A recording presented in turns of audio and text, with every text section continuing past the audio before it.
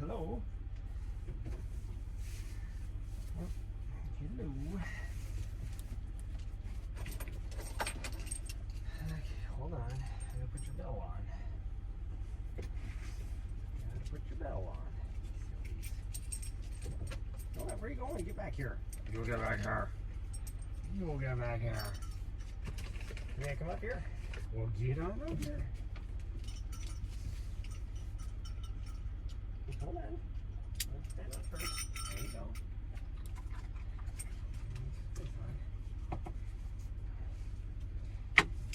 Hold on. Let me get this. There we go. Okay, hold on. You do that one. You do. Good job, sweet girl. Good job. That's a good girl.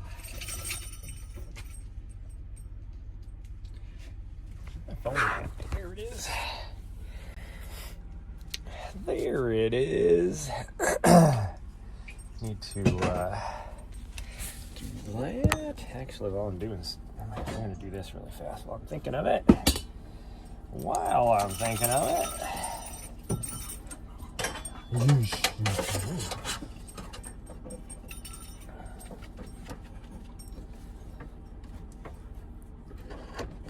Okay, here we go. Oh, there we go. Okay, that'll go right there. Put this up here for now. It's gonna fall out, but whatever. Then we'll put that up there. And I need to make room for that too. Yeah.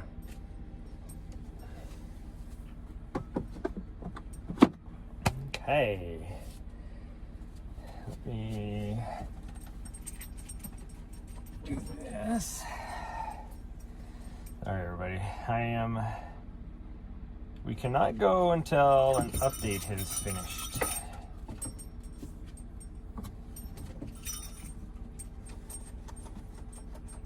Where the heck is that into this thing? Gosh dang, this cord is like 10 feet long. And it's not even a good one. Still got a little bit. Still got a little bit before this update finishes.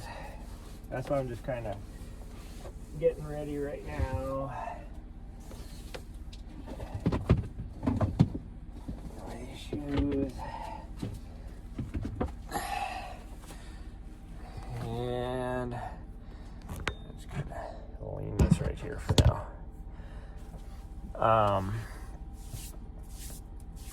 My ankle feels good now, but we'll see how it is once we start running.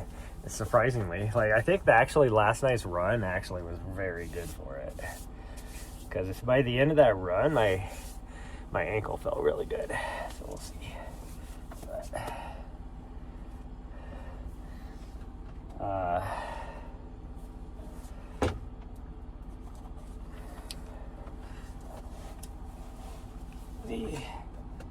I thought about just staying here an extra day, but then I looked at it's supposed to be like rain and snow for the next like 4 days here.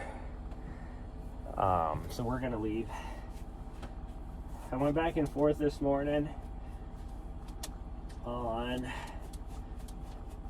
whether or not we would be going to Montana, because I have a lot of stuff up there sitting in my mailbox. But we're just gonna go and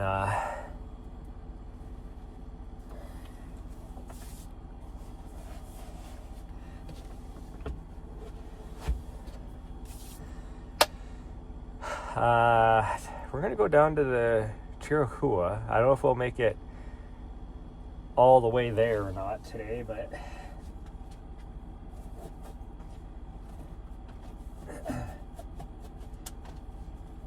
and the reason why I say that is because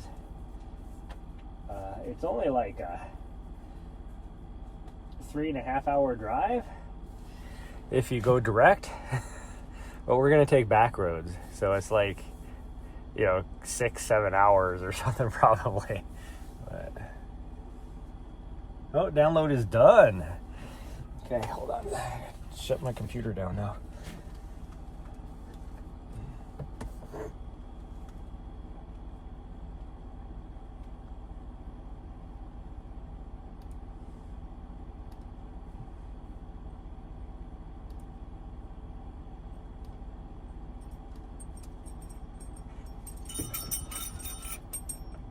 Yeah, I know you're done. You're ready to go. Yep, I know. I got you dressed and you're ready to go. Yeah, I need to put this away too. Okay. So I need this. I think I'll wear white again today since it's so freaking hot out. That sun is so freaking hot. Temperature wise, it's actually nice out here. But that wind, or because there's a little bit of a breeze, which actually feels good. But when you're just sitting in that sun, holy cow, it's hot out here. I gotta turn my vehicle off.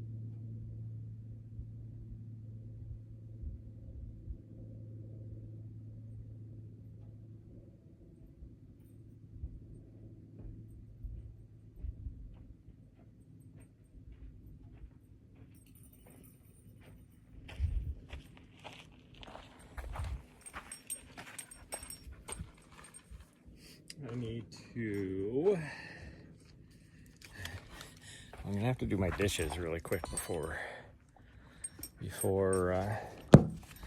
we leave today to travel. Oh gosh dang, what is going on with my gimbal? Holy cow, gimbal, what the hell? There we go.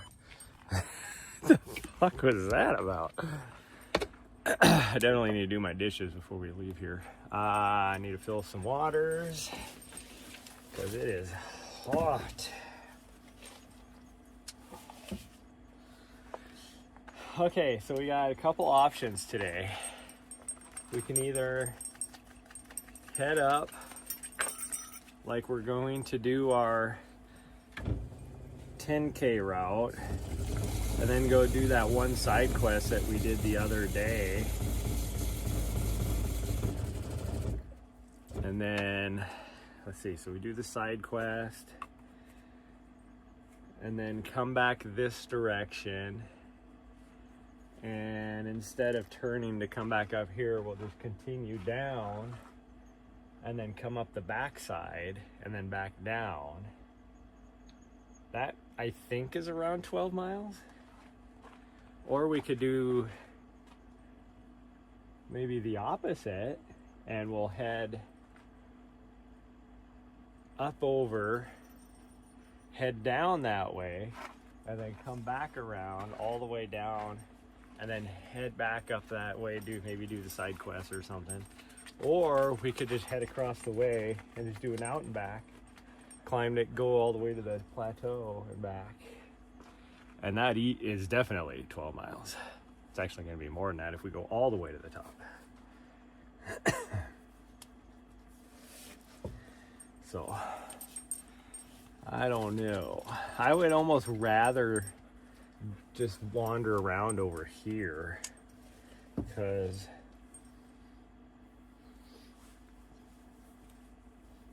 one, I'm not a fan of out and backs, but two, gosh dang, I need my sunglasses on, I'm like squinting. Two,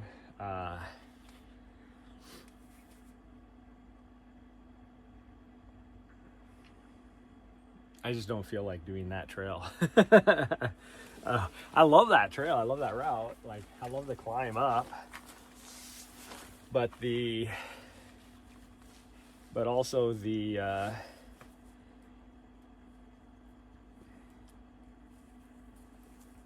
signal once we start climbing the canyon over there isn't the best. And over here, if we do this, the only part where the signal's not that good is, what is going on with this thing? There we go. Is the backside of this, which isn't very long. I think we might just go and let's just head off like we're doing our normal 10K. And just see how we feel. I don't know. Well, that's what we'll do.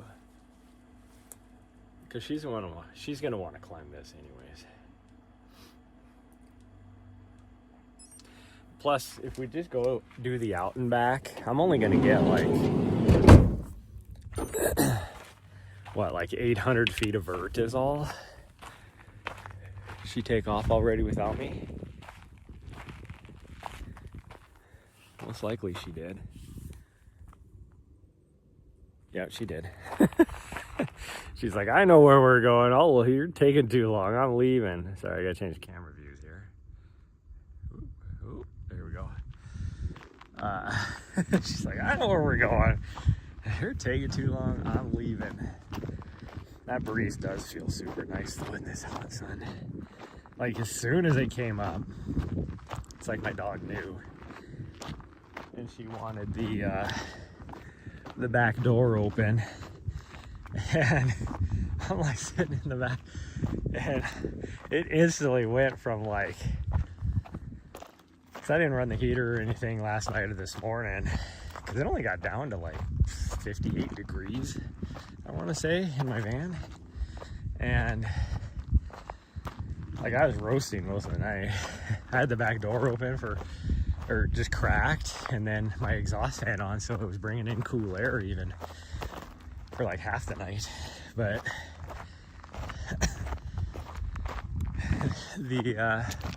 oh, she's already up here already. She was right here. I was like, I didn't see her go. Anyways, I opened that back door so she could watch the sunrise, which was pretty cool, by the way.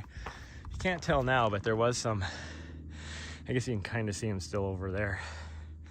There was some high clouds. And so the sunrise actually looked pretty cool. But it went from like 58 degrees to 90 degrees because there's no breeze or anything. And it's just the sun baking us. I was like, oh, I'm like roasting here. So finally I just shut the door and opened the side door. And then she was throwing a fit. And I'm like, no, if you want to go outside, just go outside. I'm not going to sit here and roast with the freaking back door open so you can lay on the bed and enjoy the sunrise. Well, by then the sun was up, you know, for half an hour or so. But oh yeah, my ankle feels way better today. I am so glad we did that last night. I think that really helped my ankle a lot, doing that run last night.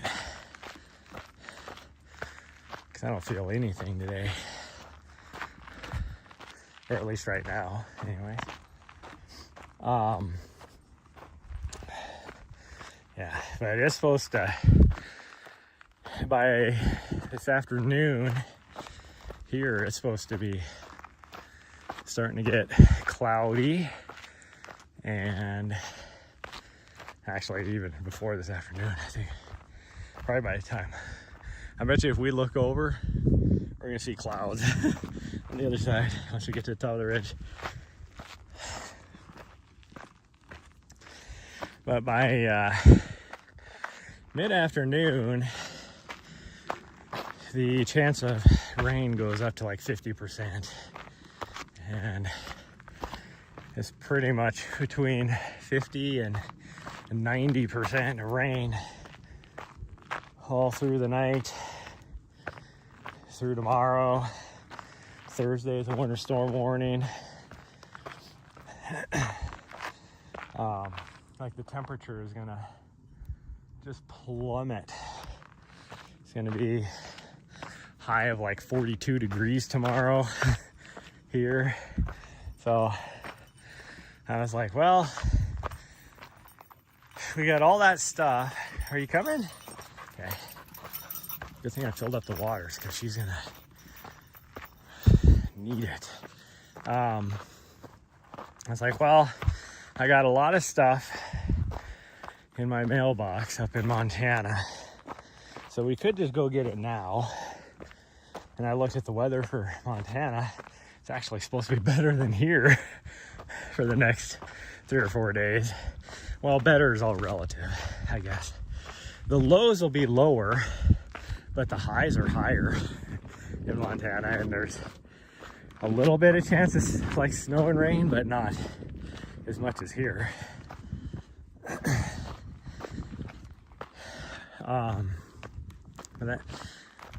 Or we could go down to where we want to explore. And I was like, you know, I don't need my stuff in my mailbox right now. I don't need it until April, like the first weekend of April. And if I don't go down now and explore that wilderness, those 2 wilderness areas that I want to explore, I'm not going to do it. And I don't have any other opportunities to do it. So we're just going to go do it. And the weather's supposed to be a lot nicer down there. Like there's a chance of rain on one day, but it's only for like part of a day. And the temperatures are about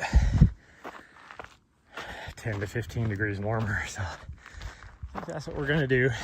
We're going to take the back roads over there just so I can explore even more areas.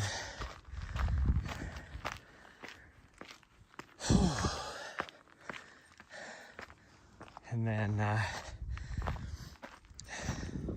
probably let my dog catch up. She keeps getting behind me because she keeps going off the side exploring whatever she's doing. Gosh dang, I am like, you may be like, you're just walking up this hill, but I'm not gonna lie, this is the fastest I've walked up this hill. Usually I'm about a 24-minute mile uphill walker, or since I'm an ultra runner, I'm supposed to say power hiker. No, you're walking.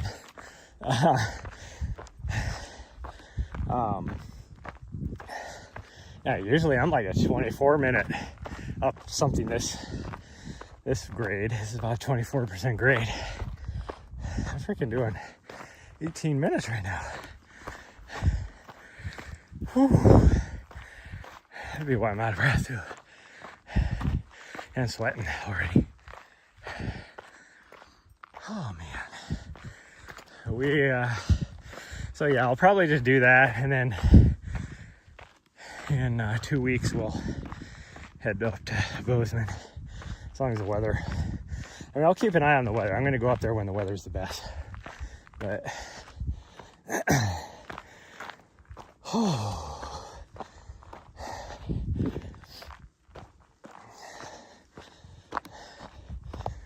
am freaking out a bit since I was a late ad for the Cocodona 250 that I haven't been able to really, like I threw together just a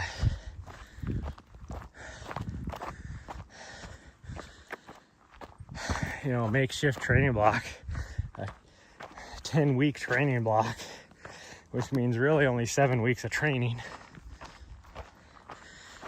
So I'm stressing out about that a bit, but I'm hoping that since I wasn't able to finish my race, I had to drop out at 49 miles, that I'm kind of treating, which, I mean, most people run that race to, not most, a lot of people will use that race that I was in as a tune-up race or like a training race for this other race. So it's like part of their training block. So I'm trying to treat it like that. Problem is because the reason why I had to drop out, my legs took 2 weeks to bounce back. So I really wasn't able, because most people just train through the race. I wasn't really able to do that.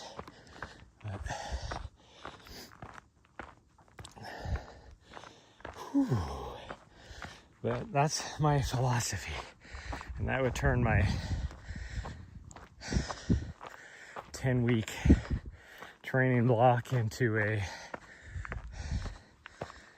like an 18-week.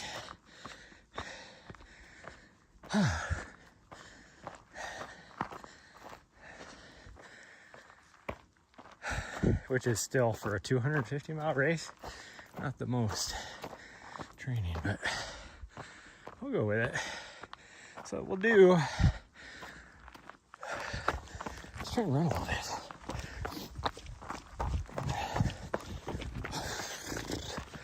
Oh, this is steep, but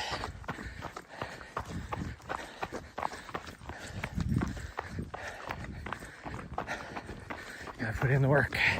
Gotta chop that firewood.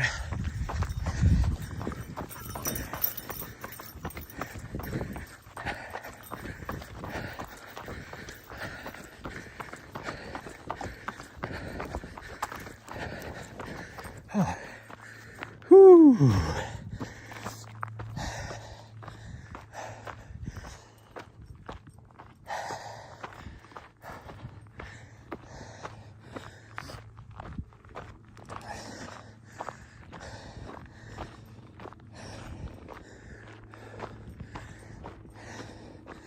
I said this yesterday, and I've noticed it in past times I've been here.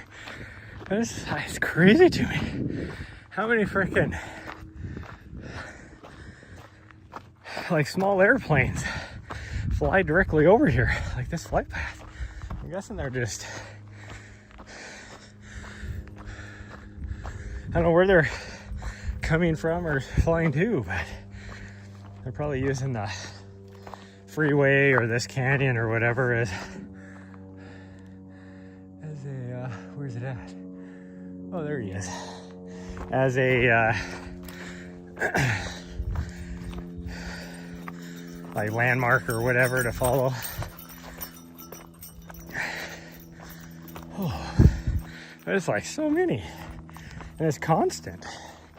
It's like how many people have small airplanes where they're just flying back and forth like that? I'm guessing they're going to some sort of airport in Phoenix or coming from there, but where are they going? Or coming from, if they're, you know, like this guy was obviously coming from Phoenix. It's like I see a lot of them going too. It's like, where are you? Like, are you some rich bastard that owns a house up in Sedona or something? And that's where you're, gotta be about the right direction.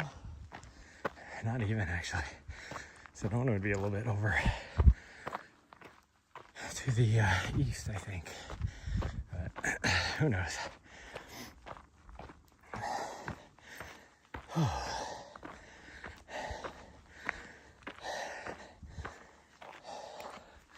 Looking at the map last night, and there's obviously I guess really no, because it's gonna snow out there. I was gonna say we could go out there and run the race route, but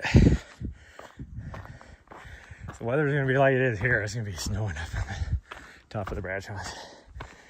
But essentially, I should be able to make it pretty easy to where the Lane Mountain aid station is, which is the first, I guess technically the second major aid station But it's the first one once you get on top of the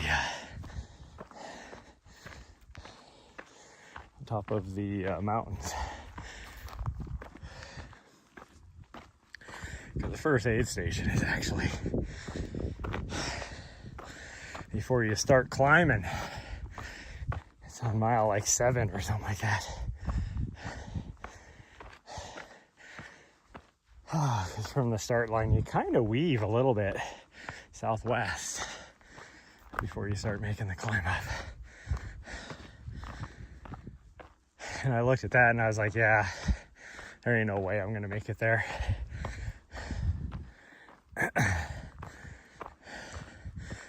And I know the guy that does the usually mans the aid station there,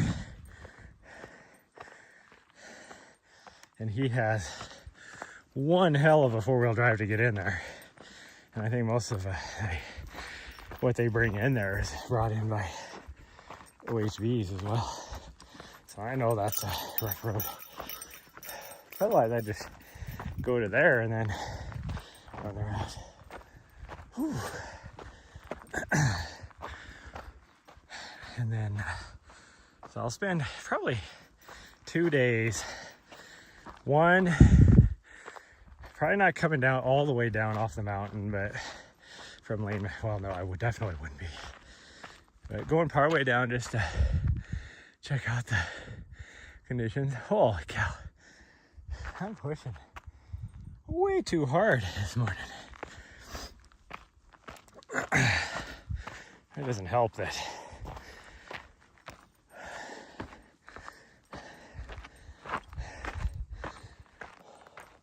I don't know what I was going to say there. Probably doesn't help that I'm out of shape. Yeah, that probably doesn't help.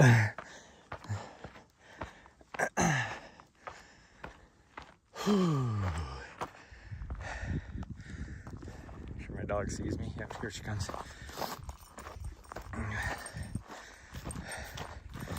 I Vail yesterday, I don't know if you remember, or last night, at one point I stepped on a rock and I was like, oh, that hurt.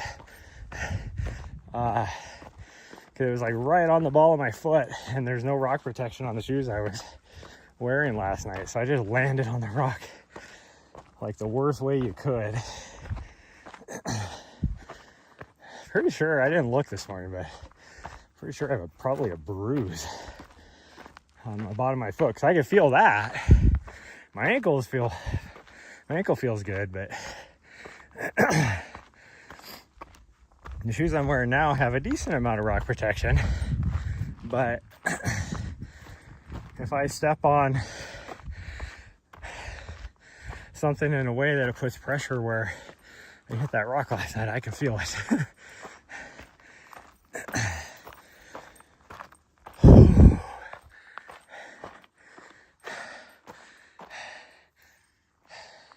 My dog will catch up. There's no doubt that she knows I'm going by her.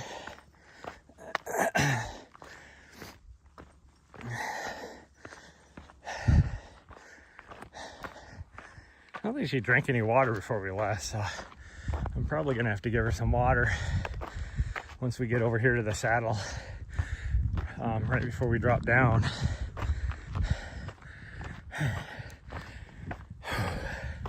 Like this up here will be the high point, but we're still half a mile from where we're gonna drop down off the ridge. This isn't the high point on the ridge, just the high point on where the trail goes. The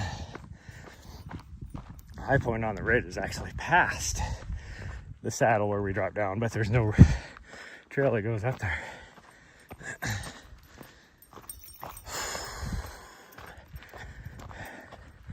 I think what we're gonna do as well, this will be after my race, by the way, but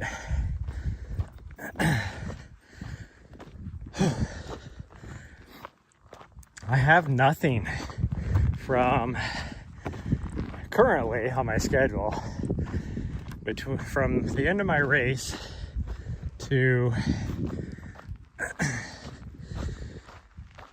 when I leave for New Hampshire. So I think we will go, possibly might go early. We'll see. And maybe we can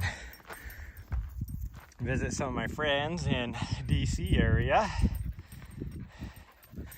Love to go meet up with Switty and maybe Ashby and even Monse, because she's never met my little butthead. Is she still over there? I don't know if Monse's still over there, to be honest.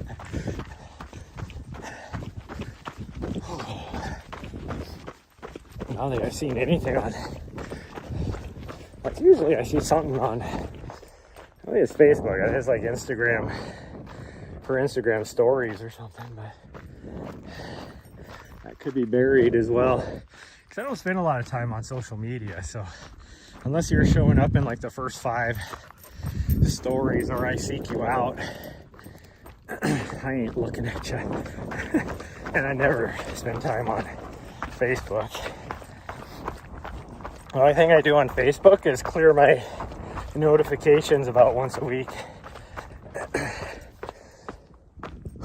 Which if I just spent time and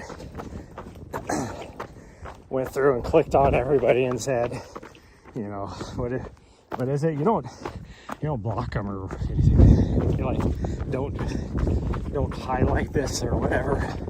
Don't send me notifications for this person. I don't have a lot of friends on Facebook anyway, but it's still like Facebook will even give me like, this is the thing I hate the most is, I get it on TikTok too, but it's like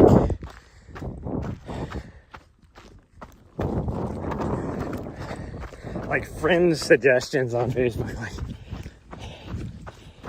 like someone you may know is on Facebook, and it'll do that on TikTok too. Someone you may know is on TikTok, and then the TikTok ones are my favorite because I used to say the same with Facebook, Instagram, any of that, but it's even worse with TikTok where it'll be like,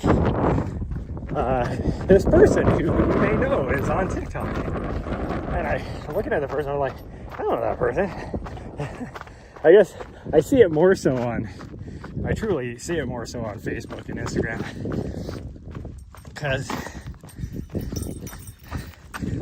like I'll click on the thing and you know it says like, you know, 4 of your friends follow this person or whatever, and I'm like, I have no idea who that is.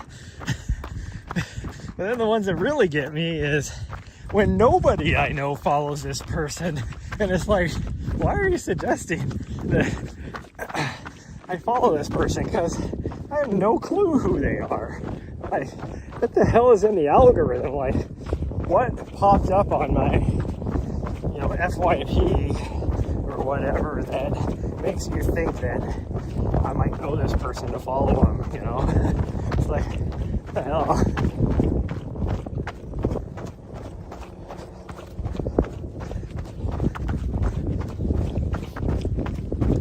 To spend a lot more time on social media because I had to, I was obligated. I was not really a sponsored athlete, but you know, I don't know how you would say it. It was like, if there is a step between like a brand ambassador and a full-on like pro sponsorship, you know, type of thing, that's what I was. But with that, I had obligations to, you know, do social media posts every now and then, like one a week or whatever. I don't remember what it was. It was more than one a week. I had to do. I was always posting. Now I'm like lucky if I do one every month. I still get on it, at least Instagram. I still get on and look at, you know, the new posts or whatever, people I follow, new stories. But stories, I only go through like maybe the top 10 that pop off. So it's usually the same like 10 people, which I feel bad because there's a lot of, I need to go through Instagram and clean up, because there's a lot of stuff on Instagram that just isn't in my life anymore. I used to, when I was doing a lot on the rave scene, there's a lot of like clubs and promoters and stuff that I used to deal with a lot, and I don't do any of that anymore. I mean, I still love doing like a freaking rave, like a festival 3-day. I mean, it's 3-day rave, but you know, like I'd love to go to some of the Insomniac, you know, 3-4 day festivals, you know, like EDC and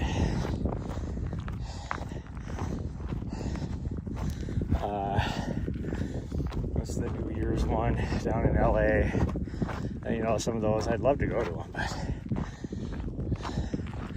I don't have the money. They're not as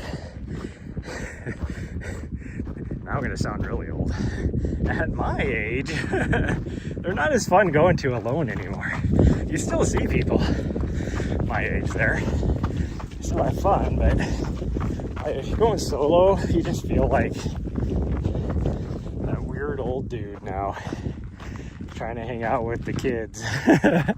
You know, like what's his name, Matthew McConaughey in Dazed and Confused. That's what I feel like.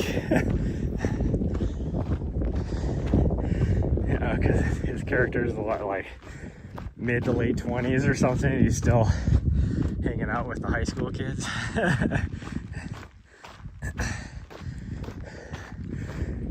What's his famous saying in that? How does it go? When they're standing outside the bowling alley, and he's like,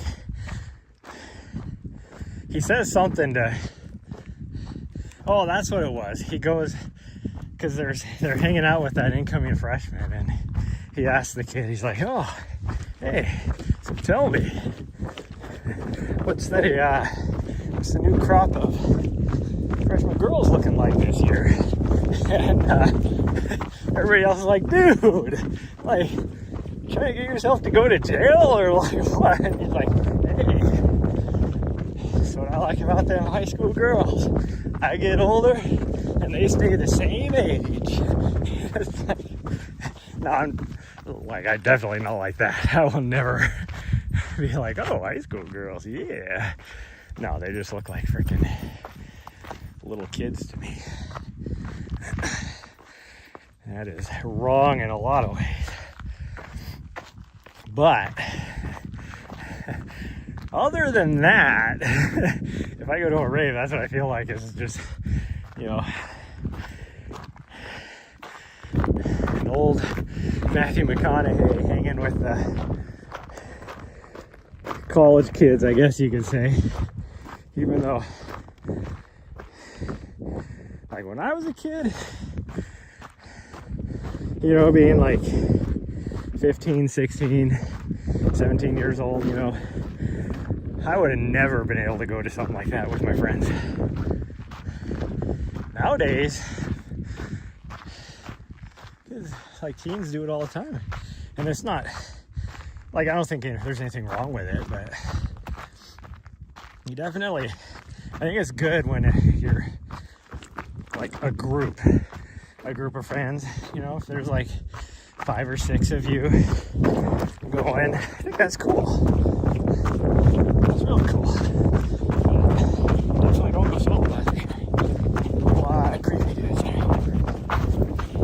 That's what I don't want to be. I don't want to be with one of those creepy dudes.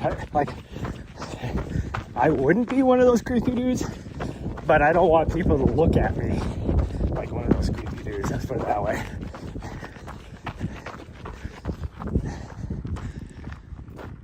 I enjoy the vibes and everything. It's like, as an introvert, like, I don't know how to explain it, but like, I would never, I hate, like, if one of my friends was having a, like a low-key, like, little house party, you know, kind of get together, not like a college house party where hundreds of people show up that you don't know, but even that would be horrible for me. But like, even like a low-key one where there's only like 10 or 12 people, you know, like a Friendsgiving at Thanksgiving time or whatever. I hate those situations because as an introvert, let's just say I can hold a conversation with somebody as long as they are leading the conversation. I'm not one that's just gonna like, my leading the conversation would be like, oh, big gulps, huh? Well, see you later. Or actually, I'd be more like that old lady. I'd be like out of nowhere, just be like, you ever had a Krispy Kreme? Were they crispy? Yeah. And then just kind of trail off and not say anything after that.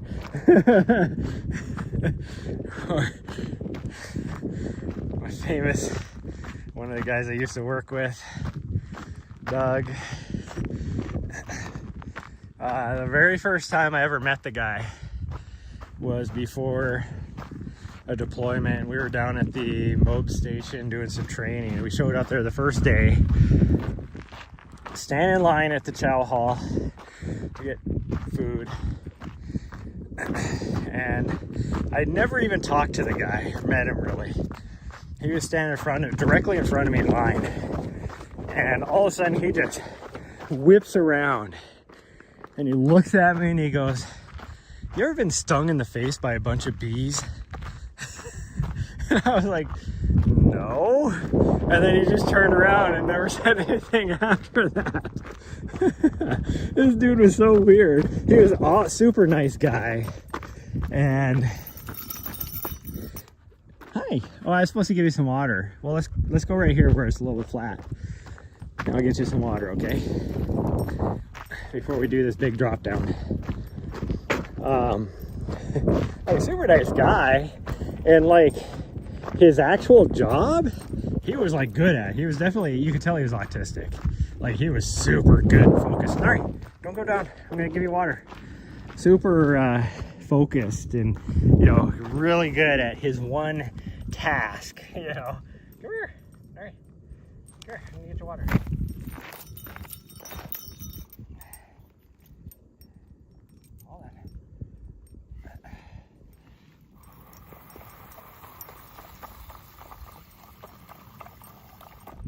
You didn't drink any water before we left. And it's not super hot out here, but it is definitely, the sun is hot, that's for sure. Okay, you want some more? No? Okay.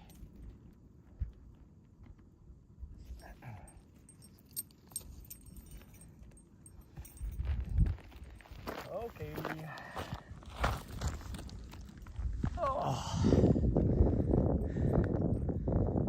I just don't think the high point on the ridge, the true summit of this ridge, is over that direction. But it is so rocky, and where there's not rocks, there's a lot of this prickly pear and everything. I don't know if you could weave through it.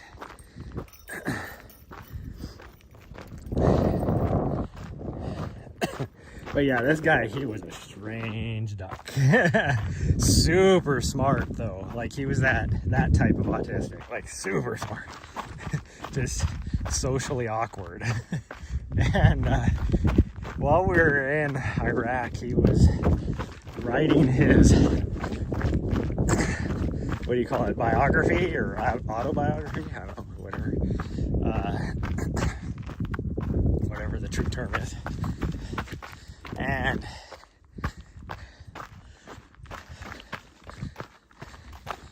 he was one day I was back in the rear, because he was back in the rear and I was up forward. And I had to go in the rear because my boss, who was in the rear, he was doing his block leave or whatever, and so I had to go back there and take over for him. And which is funny, take over for him back there when really being up front was the worst place. Like, it was the busiest and all that, but just because of the meeting with brigade and having representation and stuff, I had to be back there. But anyways, we were just sitting around one night, and because I shared a room with him, he was like, that's the one thing that was nice about being in the rear, is we actually had work hours, because brigade didn't work 24/7 in most ways. I mean, we all work 24/7. It's not like you were doing business. It was just like emergency type stuff that you were always on call for. But anyways, he was working on his book, and he was just, all of a sudden he was just like, what was I doing? And I don't remember what day he said, like 1990 or whatever. And just as a joke, because he was a mysterious guy, you never knew what this guy, like, he had, like, the old commercials about like the most interesting man in the world. A lot of this dude's life was a lot like that. And just as a joke, I was just like, oh, Doug, that was when you were working for the CIA, as a joke. And all of a sudden he goes, oh yeah, that's right. And I'm like, wait a minute, were you actually in the CIA? And he just trailed off and was doing his own thing after, so he never really answered that. Well, a couple of years after we got back from our deployment, he self-published his book. And so I bought a copy of it because it was pretty cheap. It was like $13 or something like that, because it wasn't a huge, thick book. And definitely very not easy to read. He jumped around a lot. Because he pretty much went by topic and not by, starting from when he was a little kid to, as he got older or whatever. Anyway, during that time frame, he was in the freaking NSA. So, damn near the CIA. And I'm like, the fuck? Like, who was this guy? Because by then he was like out of the military and like retired or whatever. But I was like, who is this guy? And not only was he in the NSA, but he was like stationed, like working for the NSA down in like Central America or something. I don't even remember it anymore, but I was like, gosh dang, this dude, like, what the hell? But anyways, his whole stung in the face by a bunch of bees. He was a beekeeper.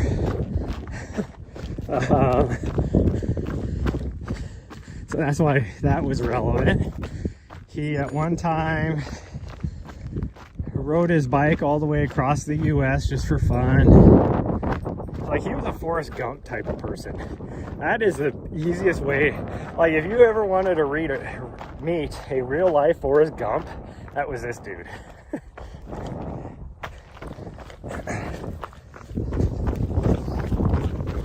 And he was also, that was when the movie 40-Year-Old Virgin came out. And he was he was older than that. He was like 48 at that time. And still a virgin. Because he's socially awkward. But after we watched that movie one night, after, we were done in the office or whatever, when I was back in the rear, and he was like, after the movie was done, he looks at us and he goes, I can really relate to that guy. We're like, what? This is before we knew he was like a virgin or whatever.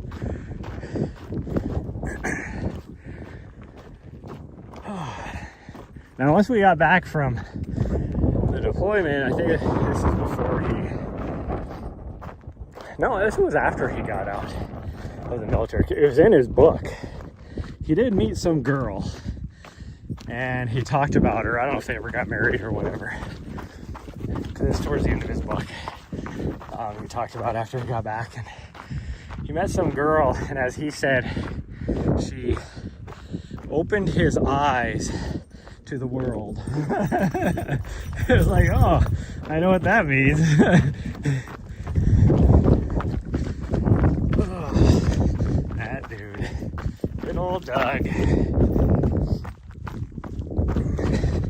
I had no problems with the guy. A lot of people didn't like him, and I think it was because of his social awkwardness, but and when I was younger, I did a lot with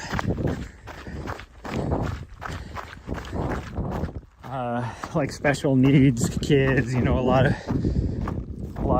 Down syndrome. Like I used to help with like the Special Olympics and stuff. So like I was always around and had to deal with, not deal with, but I was around socially awkward individuals all the time. So for me, it didn't bother me. Like it's like whoop-de-doo. I've always been that way. Like I'll never forget in high school. You know, we had a couple special needs kids in school, and at like lunchtime, nobody wanted them to sit with them or whatever. I was always like, yeah, come on, sit next to me. They're people just like everybody else.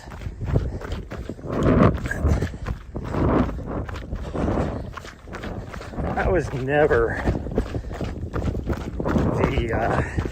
the popular kid in high school, but I also wasn't like, you know,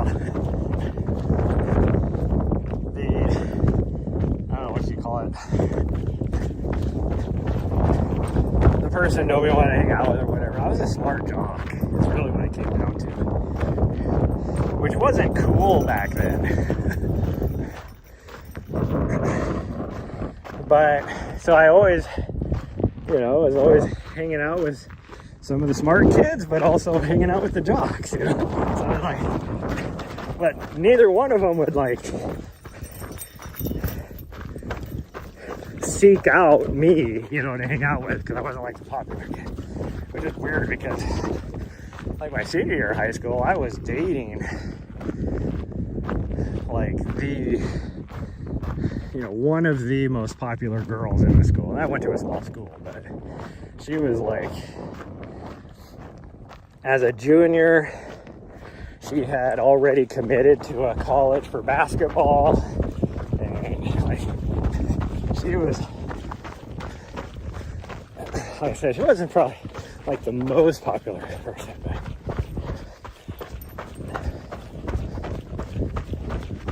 she was one of the popular girls, let's put it that way. She was the, like, as far as females go, she was the most athletic, like, person in school. No matter what sport she played, she excelled at, but she was a basketball person overall. That's who she played college basketball for.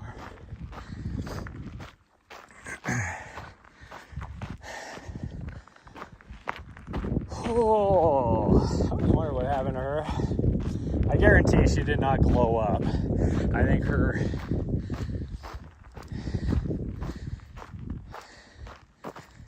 best years were probably like, you know, last couple years of high school and maybe the first couple years of college.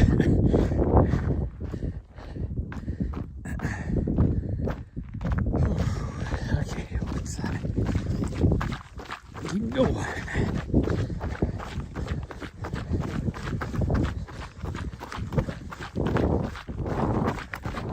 I always forget how long this drop is. Like, this feels never ending. It's like, gosh dang.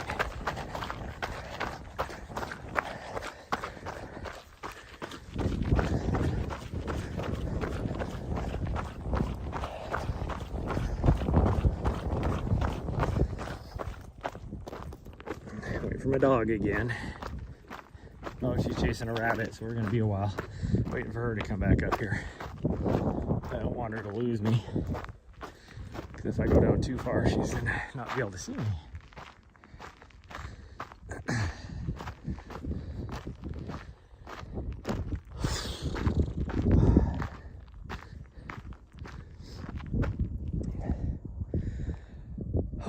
I say that because, like, she wasn't like super like pretty or beautiful or whatever. I found her super attractive back then, but she wasn't like, you know, the prettiest girl in school by any means. And so I guarantee she didn't get any prettier after high school. Especially if you saw her parents and the rest of her family, you would know. I guess what I'm trying to say.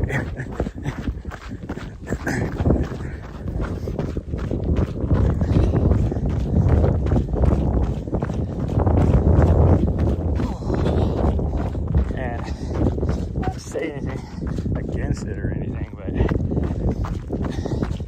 she was, you know, a devout Mormon as well. So, guaranteed, you know, she went to college and most likely married, you know, some other Mormon, and then probably did not take care of herself and just, you know, wanted to be a mom, I guess to say. And I did not take care of it either. I'm not saying like all Mormons are that way. I'm not saying that at all. But that is most likely, knowing her back then, who knows? Oh, you never know.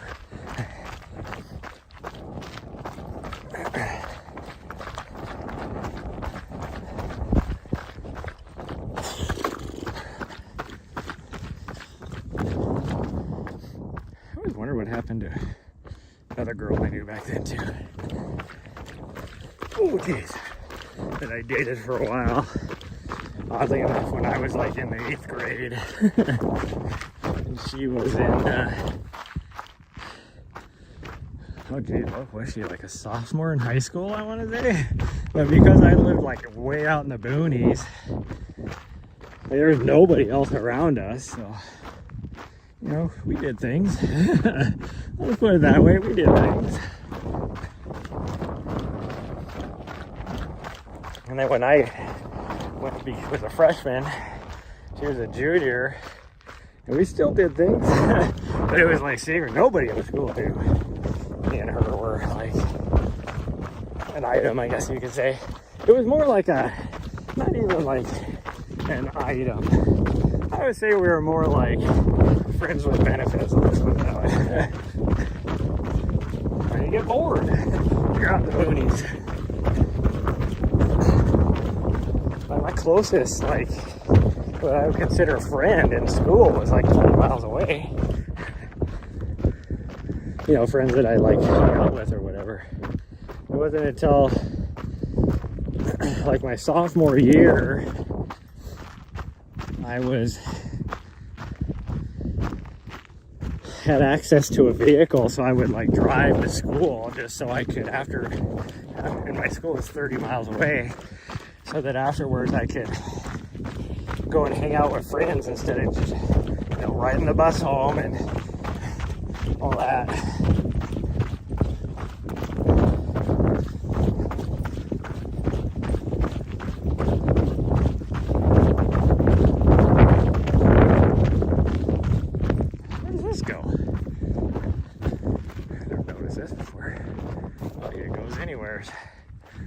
Be a good parking spot. It'd be really narrow, but it'd be a parking spot. Oh, nobody's camped out over there anymore.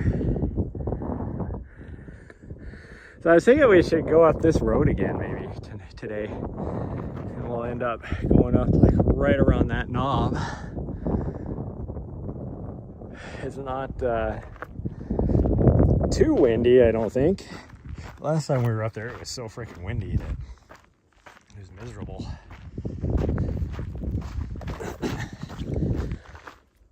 Because I want to get,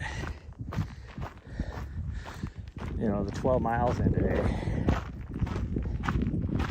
But not worth, like, it's supposed to be an easy 12. This truly is supposed to be an easy 12. But, let's see. So I'm not gonna, since we're moving today, I'm not gonna be able to, you know, get another run in tonight, because like I said, I don't even know how far we're gonna make it tonight. We'll probably end up just having to stay somewhere and then drive the rest of the way.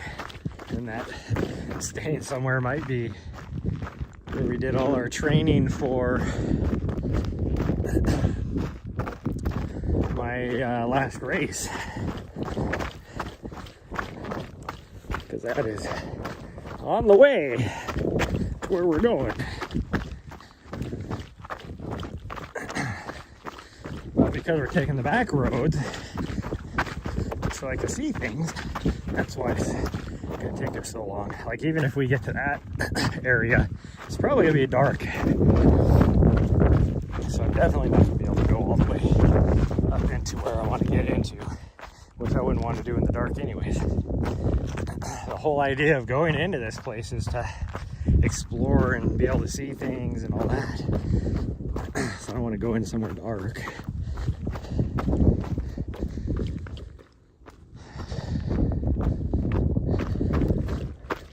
Especially when it's dark, it's hard to sometimes see like campsites or whatever as well.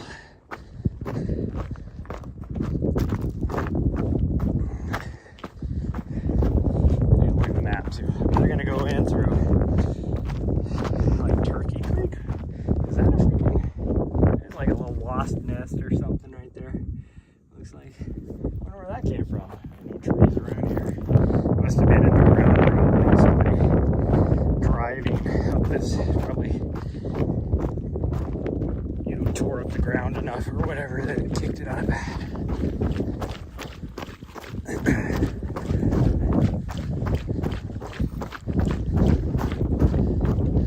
Well, I don't think I have any nutrition.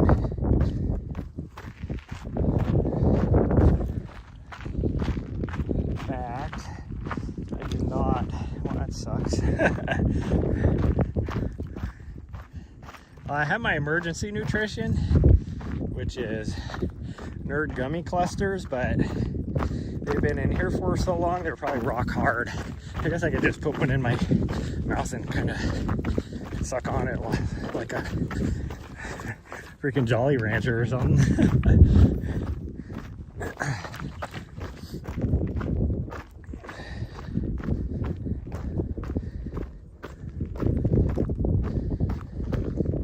Oh, hey, look at the map though, because we're going, hopefully we get through, like, down by Turkey Creek. I don't think there's gonna be much people down there, but I don't know if there's any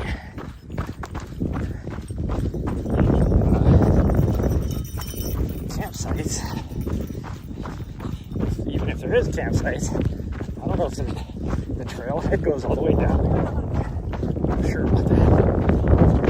I'm thinking of this, but trying to climb all the peaks up there.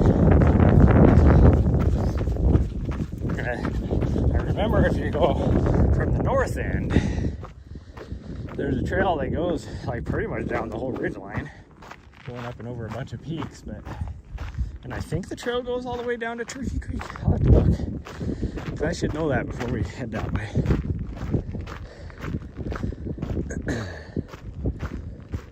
Oh. Is that the road we want? Yeah, I think we got. Oh, jeez. This freaking side hill stuff is slippery. It's steep. I just slid a good 2 feet down the side. Because now that it's dried up and everything, it's just really super slippery, like dirt and pea gravel.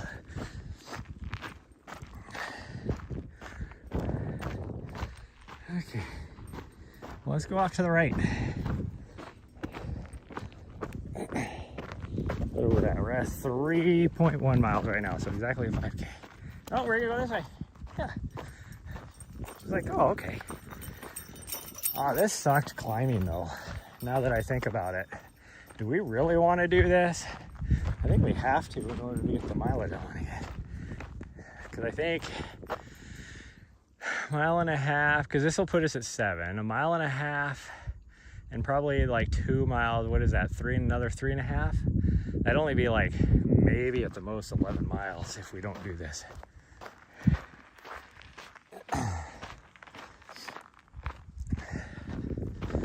Oh man.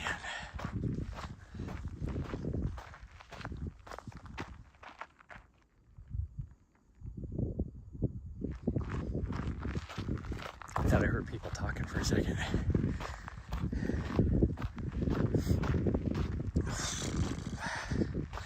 I don't remember I think there was a couple places on this for the signal went in and out because we had to kind of like cross some little drainages.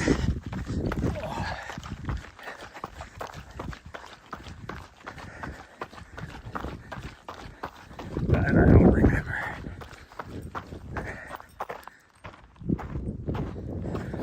Well, I think we discovered that if you want to go to these campgrounds, this is not the way to do it. You go on that other road.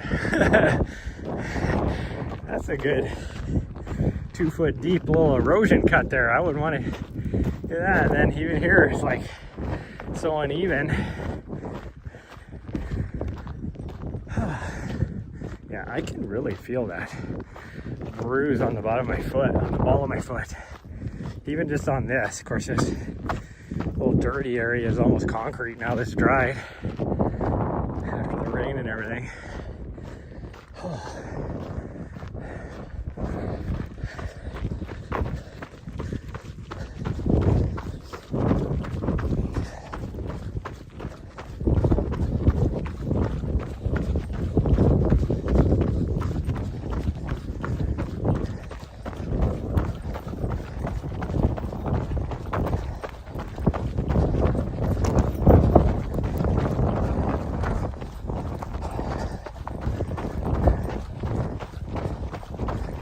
Run down to the road towards Bumblebee, but I do truly lose signal there. I was looking at when I was downloading the GPX into Onyx last night. Onyx has an update now where you can see cell coverage. I don't know how accurate it is, but I was looking around this area and I was like, wow, that looks actually really accurate. And so I followed the whole race course, and there's a few areas, I mean total like probably 30-40 miles along the race course where I truly would not get good enough signal to, oh, this is gonna kill my signal right here. I am behind this hill. Where I wouldn't be able to live stream the whole thing. And I'm guessing that the actual live broadcast is going to hit me up to go live with them sometimes. So,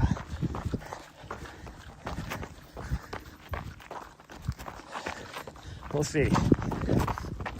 I will be more attuned to do that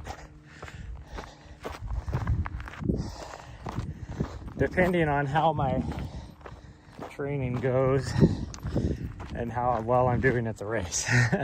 Like if I'm pushing good during the race, I am not going to want to do it. But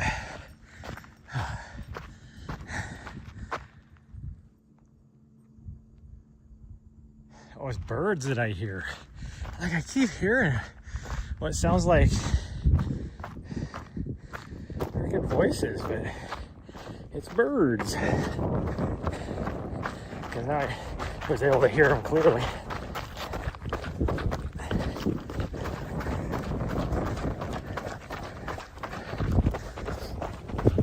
I feel like I need to poo. Yeah, we could probably stay a night in Madeira and see if we can climb Wrightson. Well, I'd have to take a different route though. Although we could take these back roads, we could take them on the way back. I don't have to take them on the way down. Oh. That downhill kill, or that uphill, was rough. Trying to get through it before I lost signal. We got a long ways up. This is where it gets really steep. And it's funny, you look from here, and I remember as we were climbing, I was like, oh, I think when we turn left here, that does not look near as steep. Well, guess what? It is. So, it is just relentlessly steep for this next, I don't know, maybe half a mile. It's hard to judge distances. Like, it looks like it would only be half a mile. Guess we'll find out. I'm at 3.5 right now. So.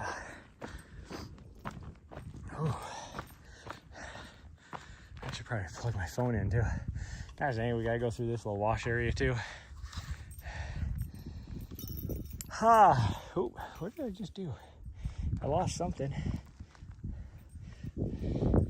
The heck? I lost the freaking cover on my little cord thingy. That's weird.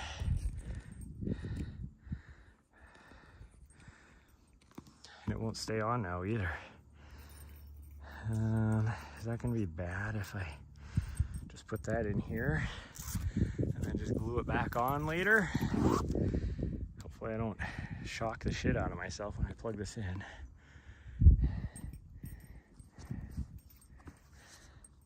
Oh, you're struggling. I'm like, why can't I plug this in? It's because the wrong end is plugged in. I was using this cord to charge it. Okay, like to actually charge my battery is what I'm saying. Okay, hold on. I want to get this plugged in before I hit this next little wash before we start the climb up. Once we start the climb up, we should be good for signal. Okay, here we go. We're good there. Get this straight again. Okay, and we're off. I'm not asking to jingle. My money don't jingle jingle. It folds. Now that cover is jingling in my pocket. It's gonna start bugging me.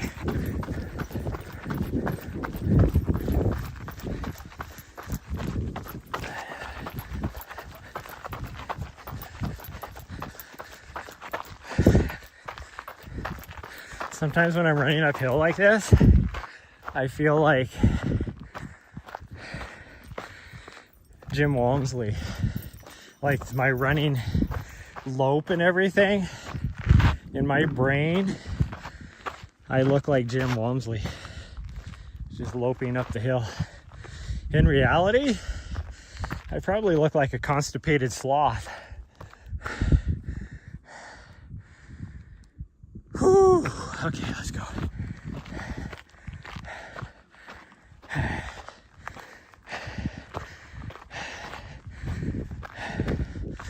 This is so steep. So steep.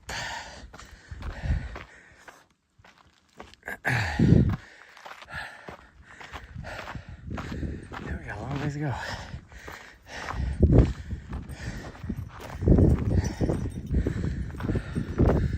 Last time we went up this, and I know why, it's because it's so steep. We weren't moving that fast, but like it felt like it was like 2 miles up. But then when we were running down, it was like after a minute we were down almost all the way. It was like, the hell? How did that happen?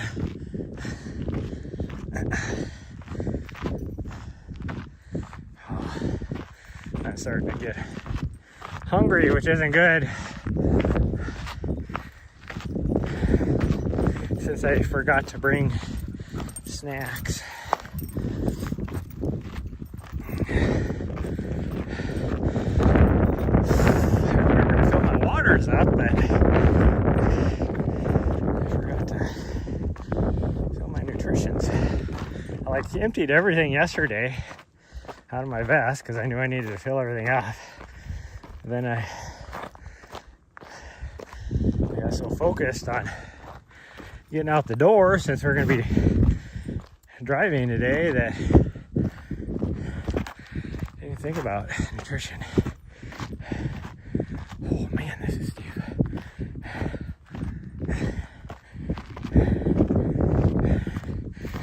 It looks like it gets less steep the further up you get, but the opposite is actually the case. There's that wind.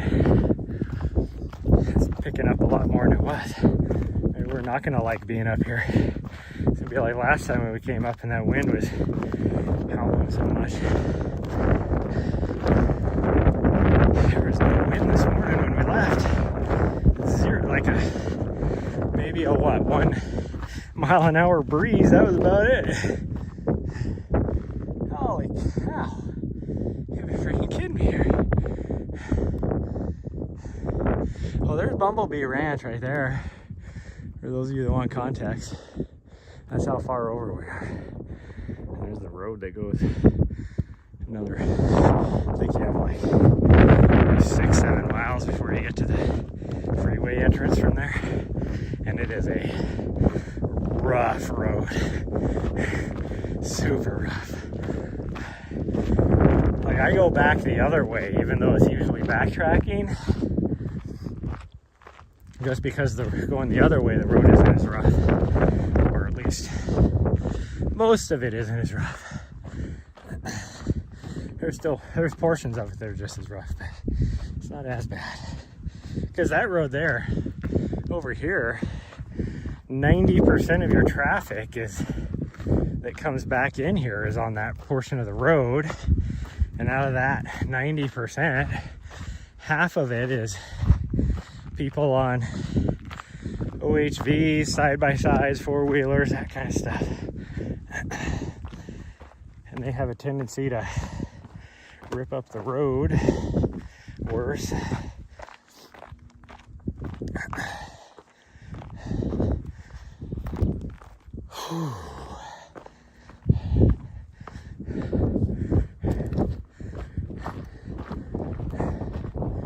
Holy cow. You're kidding me here. Lap boulders new. What the heck? Unless it came down from up there when we had the rains. It was not there last time we were here. And we were here, what, like 5 days ago? Whew. When did we get here? We got here Tuesday of last week, so a week ago. And I think we ran this the next day, so probably 6 days ago, I guess.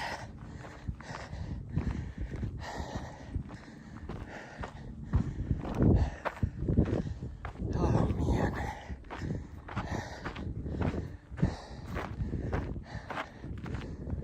Another freaking Cessna flying up above us. That one looks like it's heading towards Phoenix. Whoo, man, steep.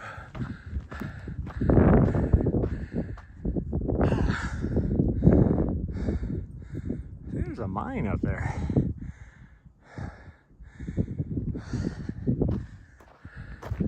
It's kind of a crazy spot for one too.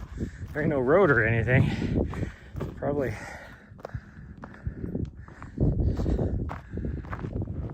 just a random mining claim right there, and the guy just walks up it. Oh, maybe. No, that's the road. Never mind. Because I was like, it looks like there's like a cutout or whatever. No, it's this road, I think. Switchbacks right there. Well, there probably still is a mine there. I don't remember.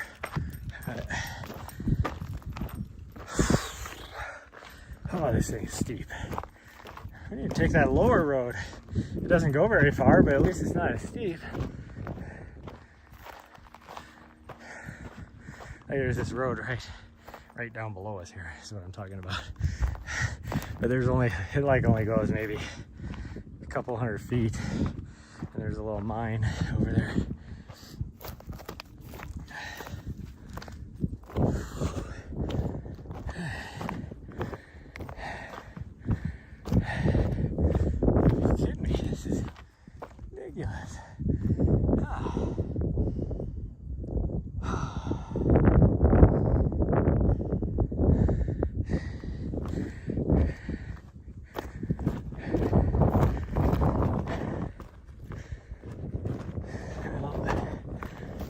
set out to do it, so we're going to do it.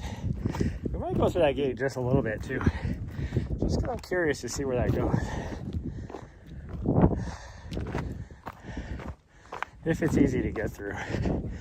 If the little gate thing is hard to open, then I'm not gonna worry about it.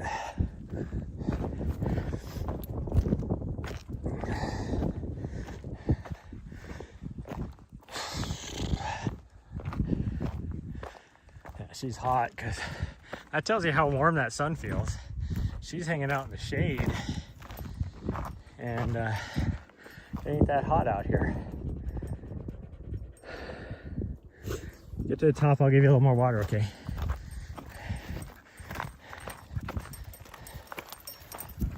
Plus, she hates these rocks. I just said that last time we were here. This is like the bane of her running, is rocks like this. She hates them. Yeah, I know, sweet girl. You're doing good. No, we don't get quite over that. It was over that way more. Where that little cutout I saw was. Looked like a little,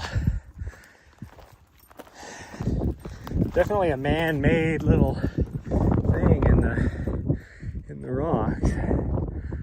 But it would be like right over there. A little ways. I think I can see the little white right behind this green thing is where the little white thing was, and it was right past that. So I guess that's not too far of a walk from here. Is there a? It does look like there's a claim stake over there. So. Probably is true.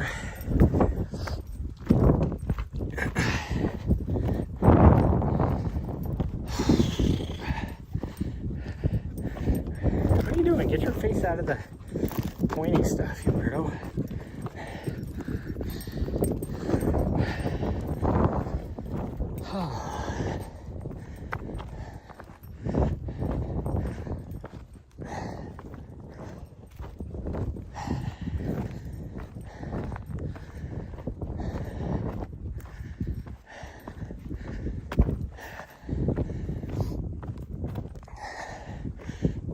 Dirt and the fact that there is a little bit of quartz veins running around through here, and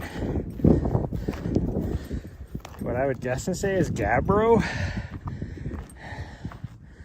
and whatever else. Like, this does look like the place to have a mining claim. There's definitely got to be some stuff in here. That wind is howling, so we're probably not going to spend much time once we get up here.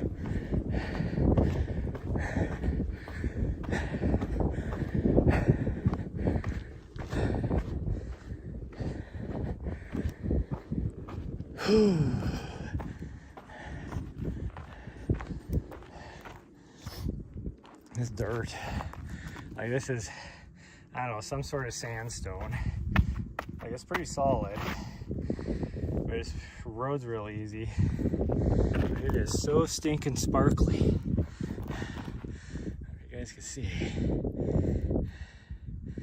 That piece doesn't have a lot of sparkle. It breaks really easy. Like, it's rock, but it also, you know, it's definitely true sandstone, but it is so sparkly.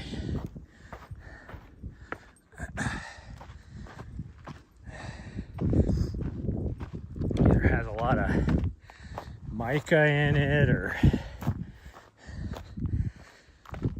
maybe some sort of quartz, iron pyrite, or maybe a pyrite of some other kind in it, probably.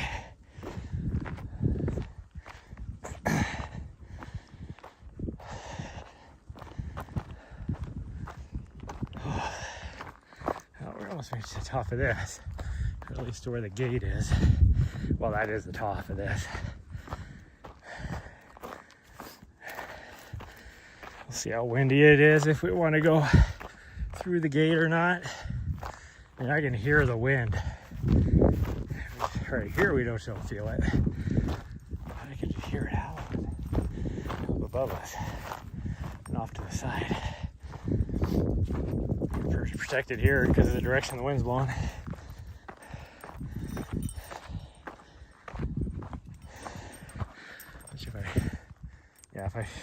Even if I just lift my hand up above my head a couple feet, I can feel the wind because we're just being protected by this little thing right here. Oh, there's our gate. There's our gate.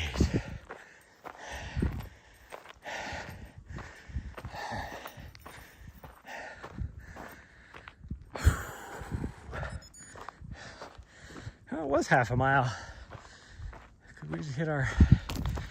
Watch this one, beep a beep. Beep a beep.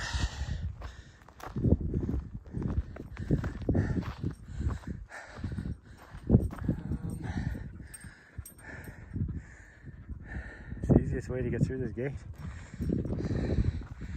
See how easy it is to open. Oh look, there's flowers blooming over here now.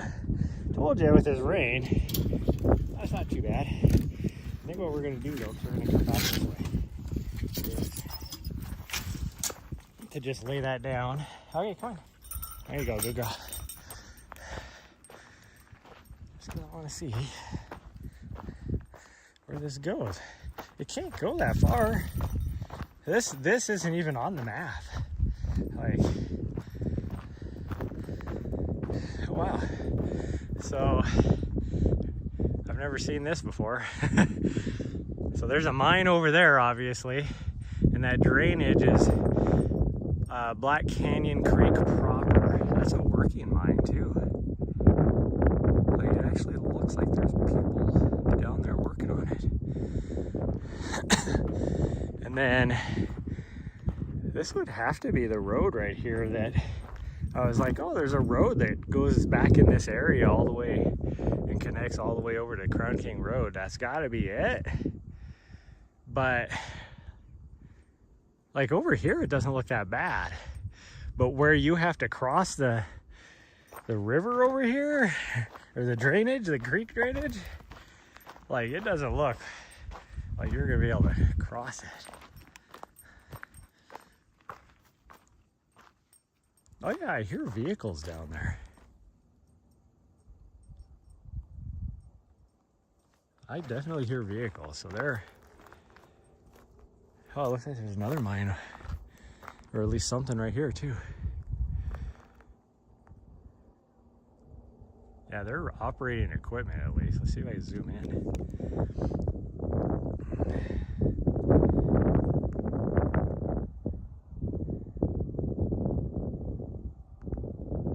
That's the most I can zoom in. I don't know what kind of equipment they're running, but they're running something down there. Huh. Never seen that. I'm glad we came back here. Zoom back out again. It's hard to hold this thing still. Bam, there we go.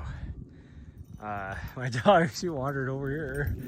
So the most I've been back here is like right over here somewhere. I don't know where it's at. It must be on the top of that little knob, or somewhere back in there is where the road coming from this direction ends. But oddly enough, there's another fence like this with a gate that says the Black Canyon Trail continues on.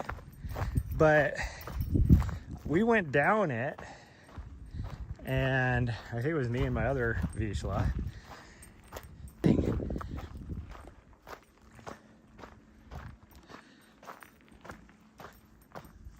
That would be cool to maybe run that road, maybe.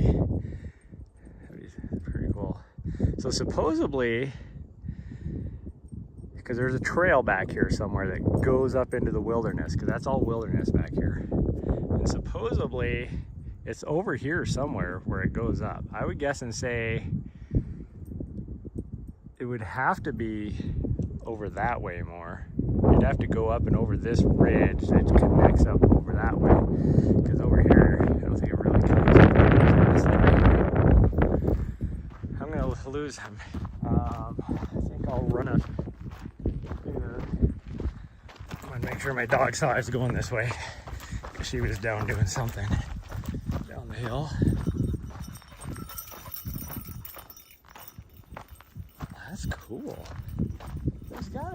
way. Like there is an actual road that heads over this direction. And that must be what connects to this other thing. Oh. Okay, well let's knock this out because we're losing signal, so. Clearly I can hear. There's something up here. What is that? Okay, we're just gonna go up to this, see what it is, and then turn around.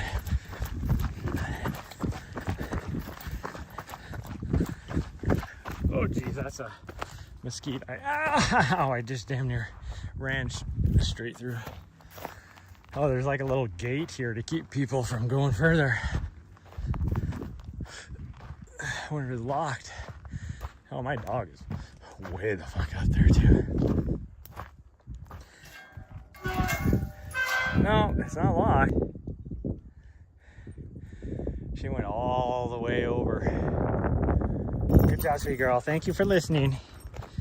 I know you wanted to keep going, but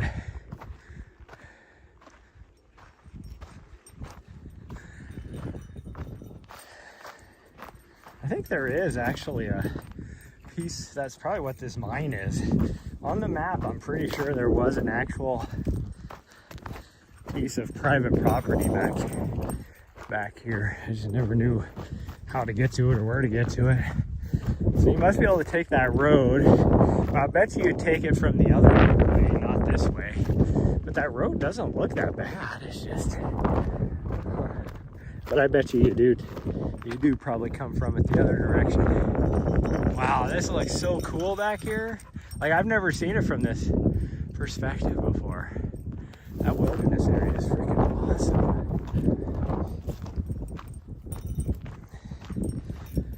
I can't even imagine what kind of oh, I got signal again. Nice. Look at that wilderness area. I mean, this is just so freaking cool back here. So if I was down on that road and was able to figure out where that trail is that goes up, that'd be so freaking rugged for one. And I can't even imagine to get to the top up there. That's probably like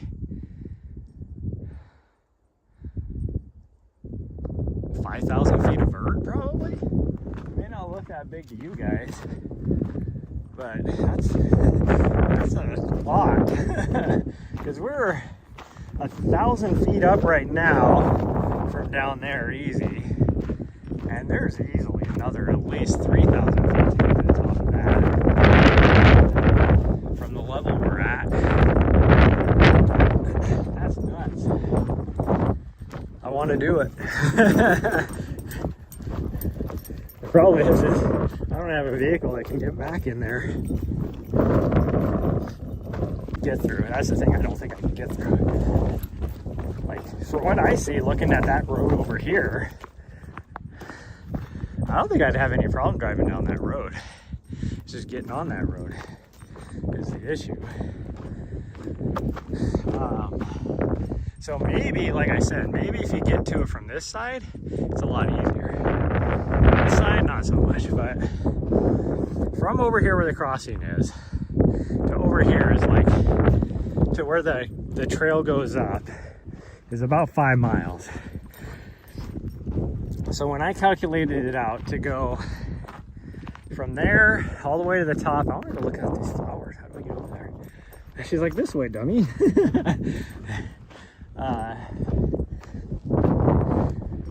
Because that's new from the other day. I said the desert flowers are going to start blooming. I don't even know what kind of plant this is. It's thorny, but oh, those are like little, those are the very beginning of the flowers. This is going to like explode here pretty soon. You can see all the little ones like starting to pop up. I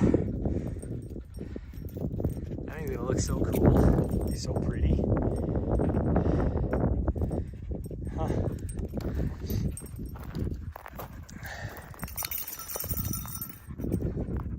Oh, there we go. Okay, let's go. Oh, you need water too. Let me get you some water. All right, make your jump. There you go, good girl. I can get this back up and then I'll give you some water. Oh, sorry for the shoddy camera work. I'm trying to I only have 2 hands. I gotta really pull against this thing to get it on. God dang it, wouldn't that hurt? Take it off. off. Ow! Ow! Ow! This freaking mesquite, or what? This isn't even a mesquite. Whatever bush this is, it was poking me in the butt. That would hurt. Ow! That was like sharp pokes to the butt. I am not okay. I did not consent to that. All right, come here. I do not consent. Oops, wrong direction. Oh yeah, let's get you some waters. Yeah, you obviously need more water. Just a little bit. You gotta drink a little bit. I don't think you're gonna want any.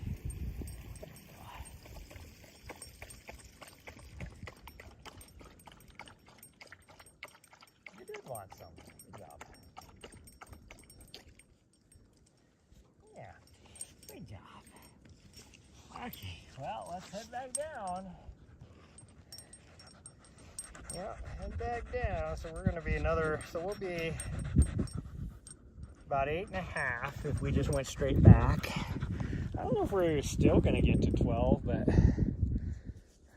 yeah, I'm not gonna force the 12. I was just trying to get to 12 by doing all this. So the back rows of us traveling this like where I want to go, we were going to go in between these two mountains or mountain ranges, I should say. Two wilderness. Actually, I don't think this is a wilderness area. It looks like it should be. Surprisingly, that is a wilderness area, but this looks way bigger than that. And on the other side of that is the Mazatzal wilderness area. Oh man, my butt still hurts from being poked in the butt cheek, or whatever that was. That was not okay. Whoa, why are you trying to go between my legs, you fool?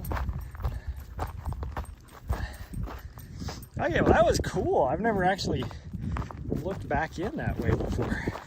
That was actually really cool. All that does is make me want to even explore more back there now. When we come up here, I'll have to, because we're going to have to go down that Crown King Road anyways, up to Crown King in order to get up where we want to get to. So we might have to figure out where that road is that comes back, that it connects to, and just explore that a little bit, just to see.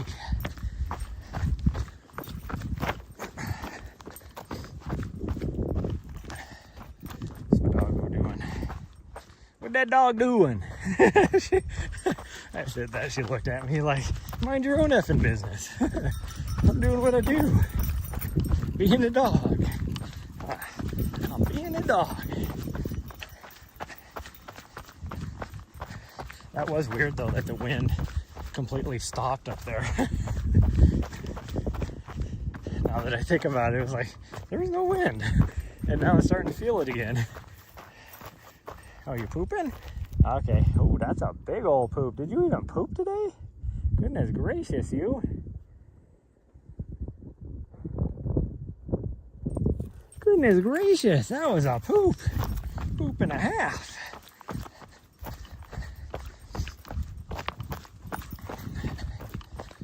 Oh, gotta get down off this super rocky stuff here. It's not fun to run on. These shoes aren't too bad. They have a decent amount of rock protection, but I'm even feeling it through these shoes. These have what they call a speed plate in the midsole, which is pretty much like a plastic plate, you know, in it, instead of like a carbon fiber or a nylon plate like the Speed 3s have or whatever, you know. And I'm feeling some of the rocks even with that. Although that what do they call it, speed plate or whatever, is not very big. It's just, so I'm probably hitting all around it. But we're almost down off of this rocky crap. Almost.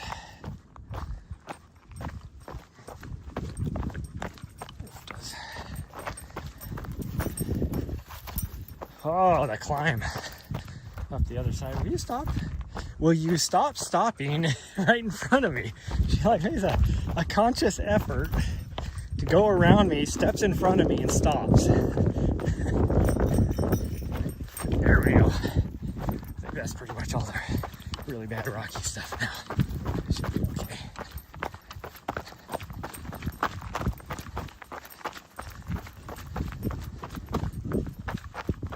Oh, gosh, man. Feetsies are still slipping a little bit. Because it is loose. Whatever this is, it's loose gravelly too. What'd you step on now? You got an owie you take care of? Huh? This is kind of sharp rock though. I wonder if she might have cut her paw maybe a little bit. Scraped it up a bit. Yeah, you're stopping in the shade. She's hot. I might not be able to do this whole run just because she's getting so warm. Again, it's not that hot out here. I mean, she's still happy. She's wagging her tail. Her little butt's wagging back and forth as she goes running down the trail. So she's still having fun. When it starts to droop, that's when I know. Did you actually step on? You want me to look at your paw? Can I look at your paw? She's like, nope, I'm going. She is such a turd about that. It's like, just let me look at your paw, you fool.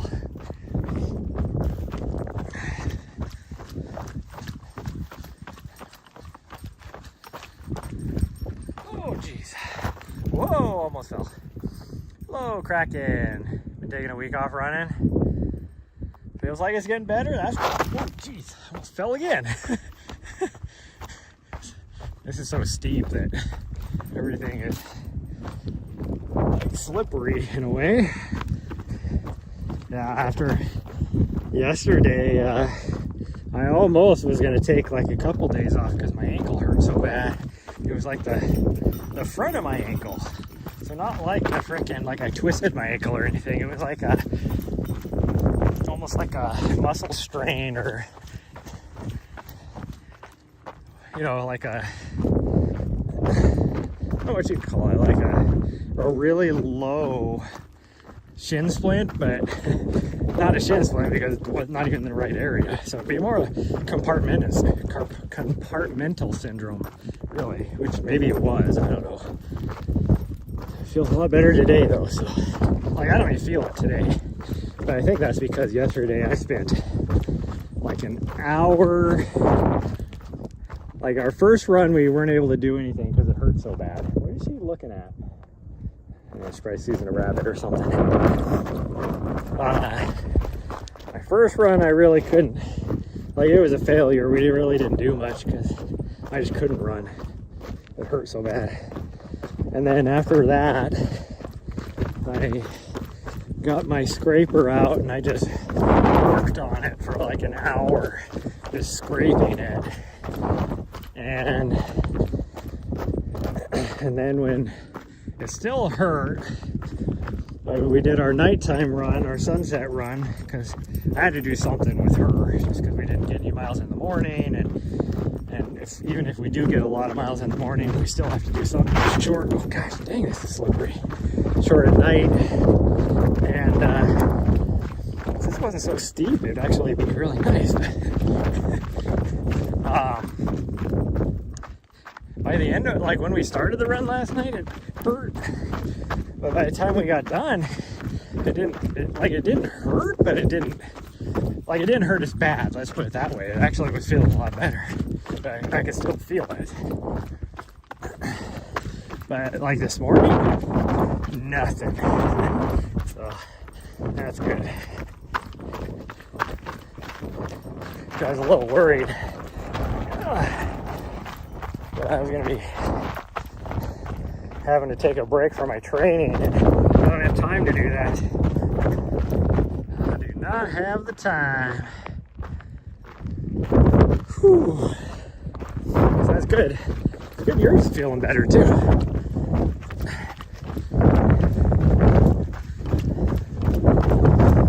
dang, there's no wind. Why is it way windier down here than it was at the top of the ridge? So what does that make?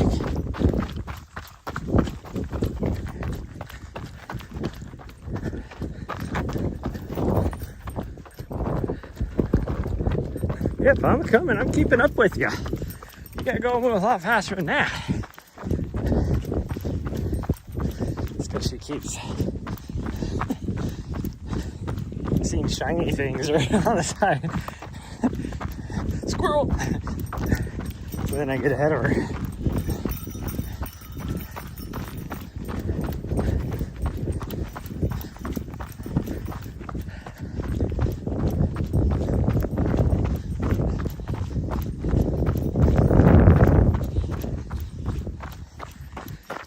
Oh, I'm not gonna lie though. Can't wait to get on a single track.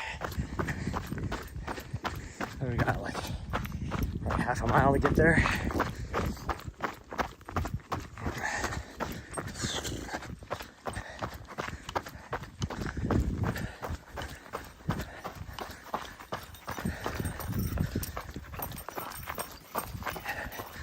Oh man, this is steep. Yeah, climbing out of this. Ooh, a little drainage. That is steep. Oh, I gotta take a little break after that. Holy cow. It's supposed to be downhill. Oh, take a drink. I really wish I would have remembered to bring some nutrition. Now, I mean, I can do like 20 plus miles with no nutrition, but I would be destroyed by the end of it. I would say we're not doing that long, but well, I mean, really, time-wise, we probably are. Probably are doing that long time-wise.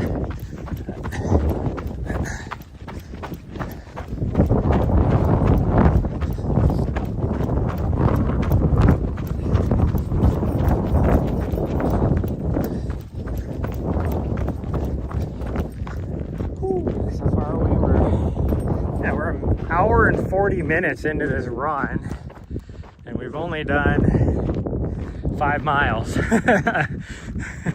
Now, we've also done 1,200 feet of vert, which slowed us down quite a bit. And that little side quest we did exploring that one area. I was moving slow, we were stopped, looking at the views and all that kind of stuff. So really, but even then, you take that little thing out, just because that was probably 10 minutes. That's still an hour and a half for 5 miles. You want to go that way? Okay, we can go this way. We know where it goes now because we've been this way. There's some really good, really cool camping spots up here, which we might have to camp at some point.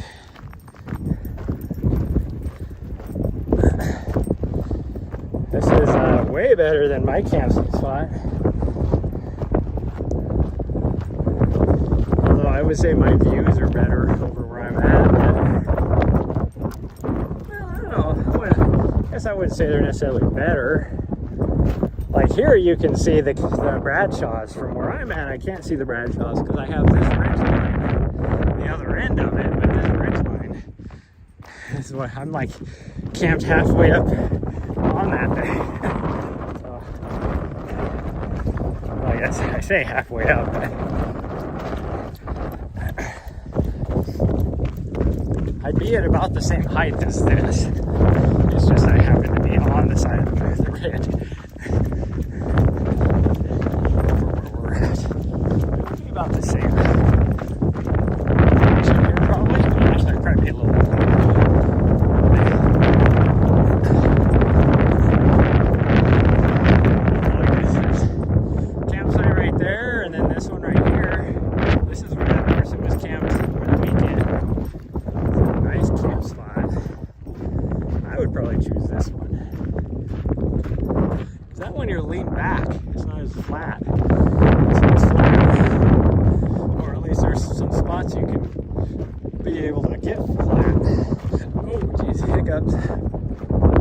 That tells you I'm getting hungry. Starting to get the old hiccups. Dogs are funny, they are. This little turd is just the biggest weirdo and butthead wrapped all in one. But yet at nighttime, she's the biggest cuddle bug, and morning time and all that. She's the biggest cuddle bug.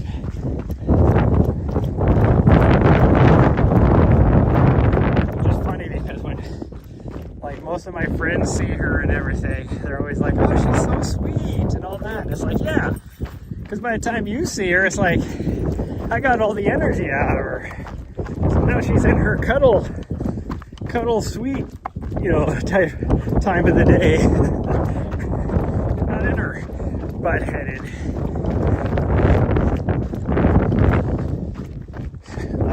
feral energy, time of day. Now we're not going to the right. That goes the wrong direction. I'm curious where it goes, but we're not going that way. Because I don't know where it would go. It doesn't connect back to anything. As far as I know, there's private property between us and Bumblebee towards the road, so I don't know where that would go. There's a huge section of like private land over here. And not just like one piece, like a housing development type. Even though it's not like a new housing development, it's just plots of land that have been private for 60 years or whatever. It was probably a piece that one guy owned like 100 years ago or whatever, and then he died and his family sold it off to a developer who just parsed it out.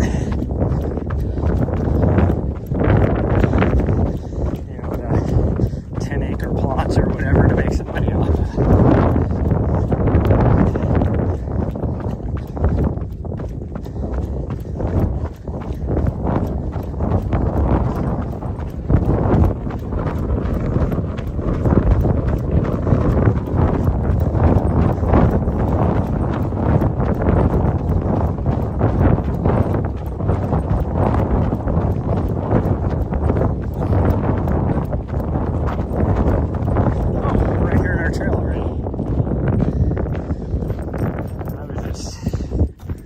I was in the zone just running.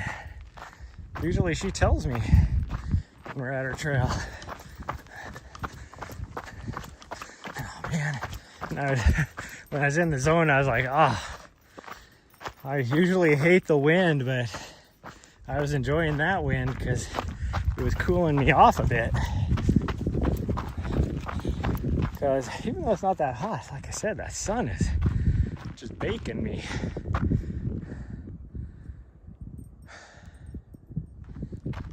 What is she doing? Freaking weirdo, what is she doing? What are you doing? She's like, there's a rabbit in there, I know it.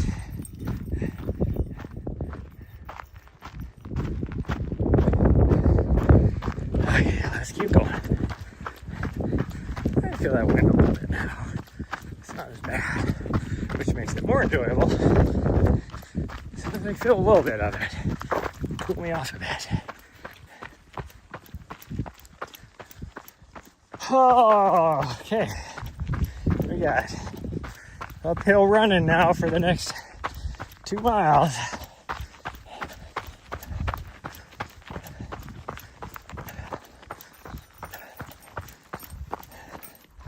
And the worst part about it is it's not super steep, so it's all very runnable.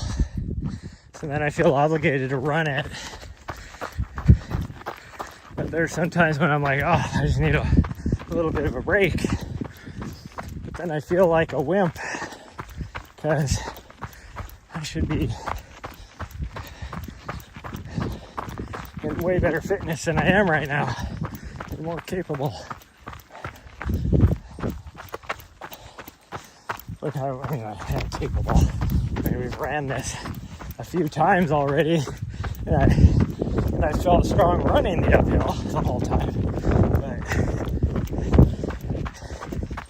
it doesn't change the fact that internally, I just want to take a little walking break every now and then.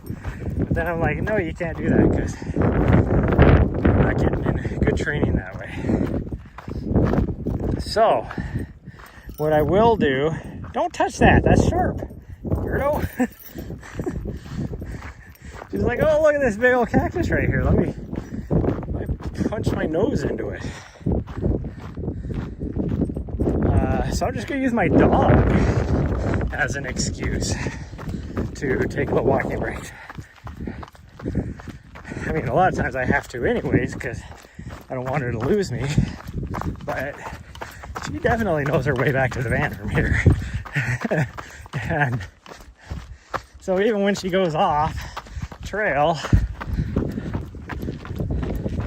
she can easily find me. Most of the time though, she stays well ahead of me on this.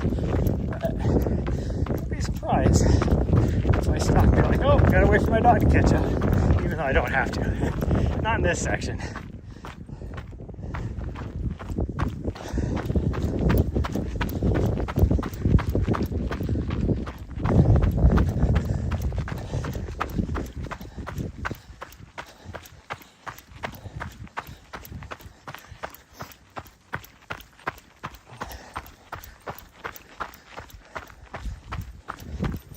Oh, look, I gotta wait for my dog.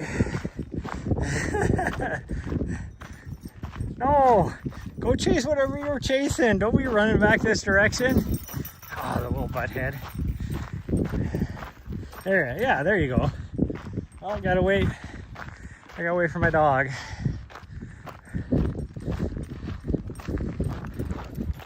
Oh, the little turd.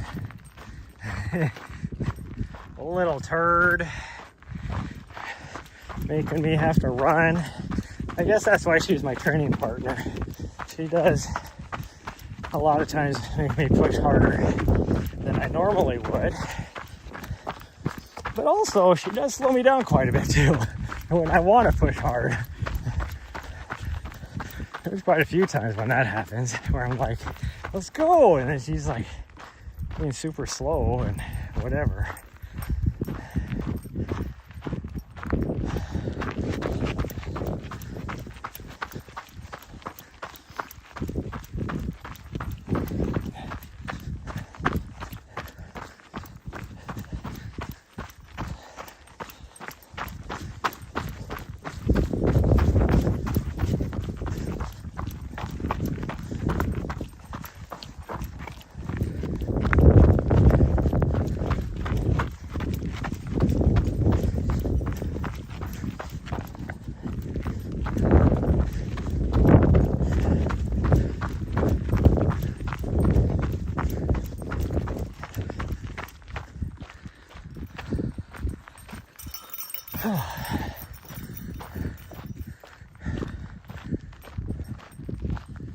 We made it past the shack. It's a long ways up there.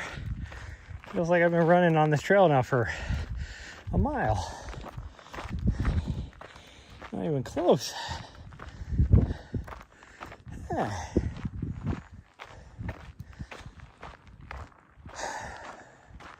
I am starting to feel it in the legs though, which means that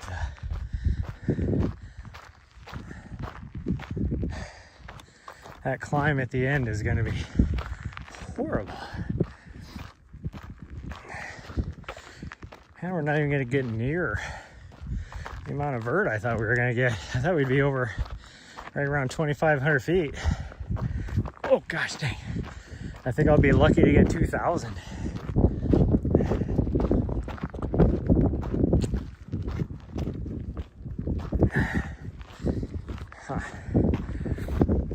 Actually, now I'm starting to get worried if we're gonna have enough water to even do that that last, I'm gonna guess and say it would be 4 miles.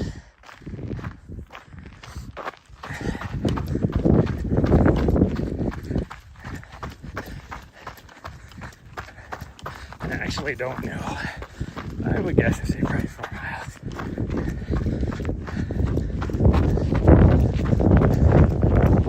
Actually, I should know. What did we did that exact thing in the other direction that I want to do the other day when it was snowy and rainy. That was 4.5 miles.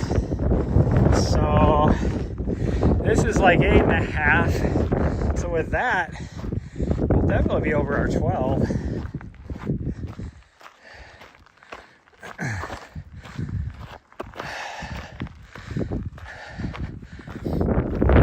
What time is it? Oh, it's gonna be noon before well past noon before we're done too.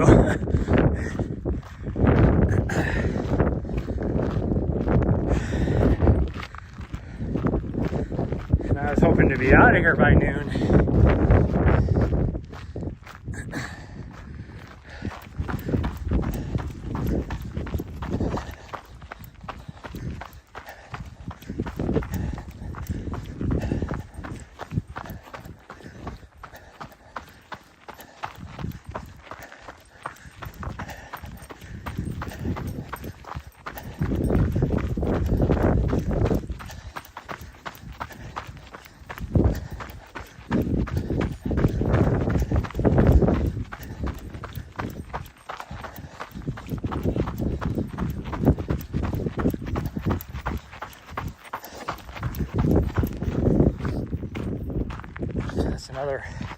Essentially another 10K.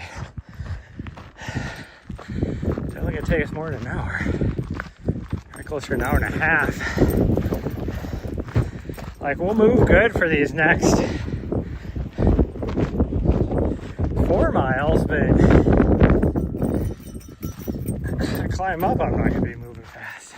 That's for sure.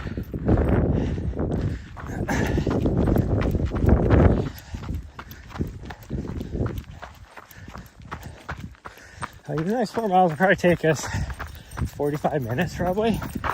I'm doing about a 10.5 minute mile pace.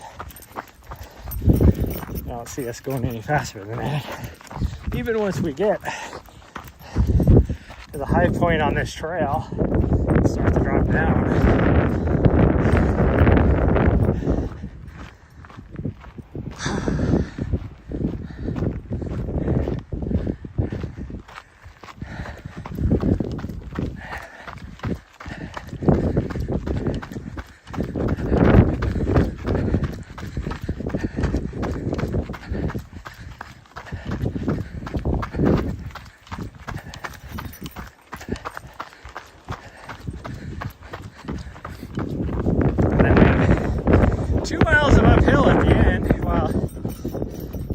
A mile and a half, I guess, uphill. The final half mile is down.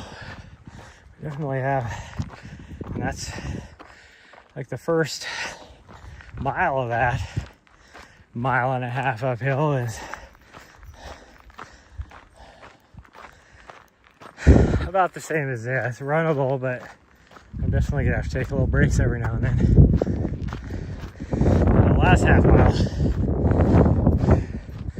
the uphill is just straight up freaking side of that mountain. It is steep, and I'll be lucky if I'm doing a 35-minute mile pace. Trying to get out of her way, and she's like, nope, I'm just gonna stop right here, don't mind me. Oh, now she's gonna go by me. It's like, hey, if you're behind.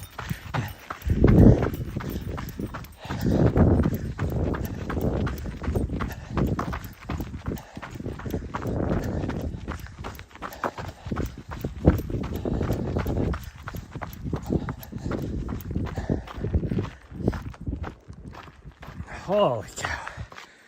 Oof, does.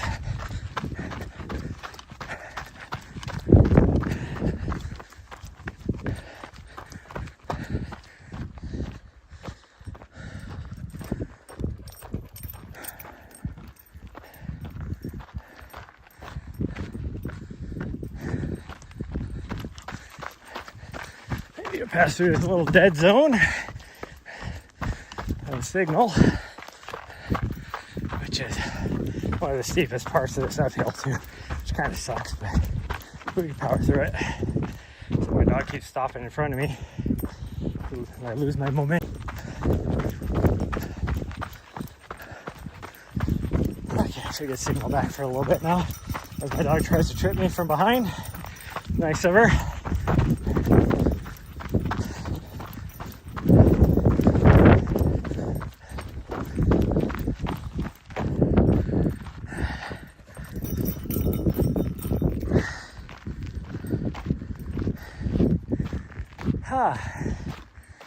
Okay, she's hot because she goes immediately, just keeps going right in the shade. Just keep going right in the shade.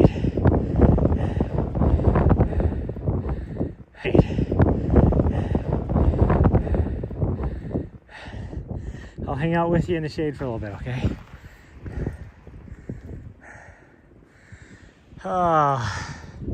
That's my last like grueling climb right there that I have to get through as fast as I can because there's a dead zone because we're on this side of this ridge.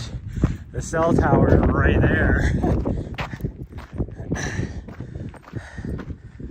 Oh man. You ready to go?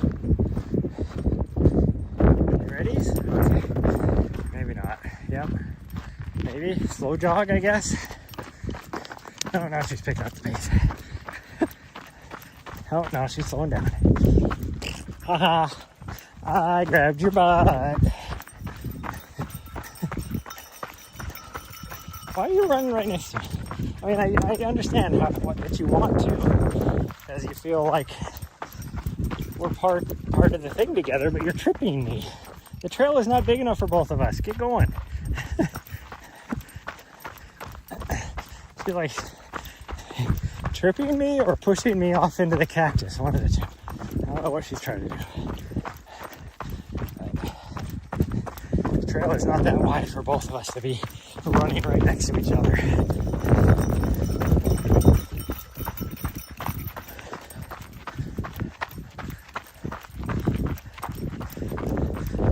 Actually, she's trying to slow me down because she speeds up to get in front of me and then either stops or slows down trying to slow me down, and I just keep jumping around her. I think that's why she gets right next to me, because she thinks she can slow me down better that way. Obviously her other strategy is not working, but she's getting warm. She's panting pretty good. And she just got a drink not too long ago, so I know you're not thirsty. Especially being that you keep jumping into the shade when you can. Yeah. Oop.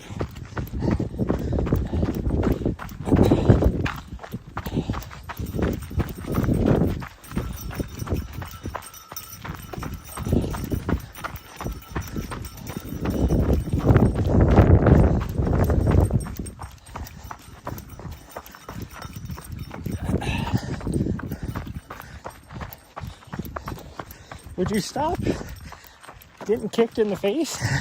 I can't do anything about it. You keep getting up right up next behind my foot.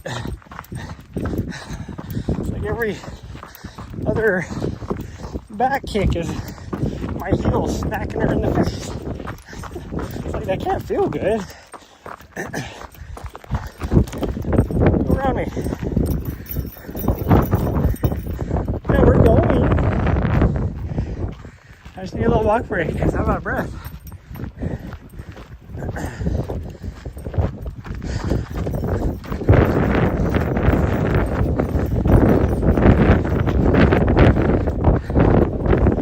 That wind, holy cow.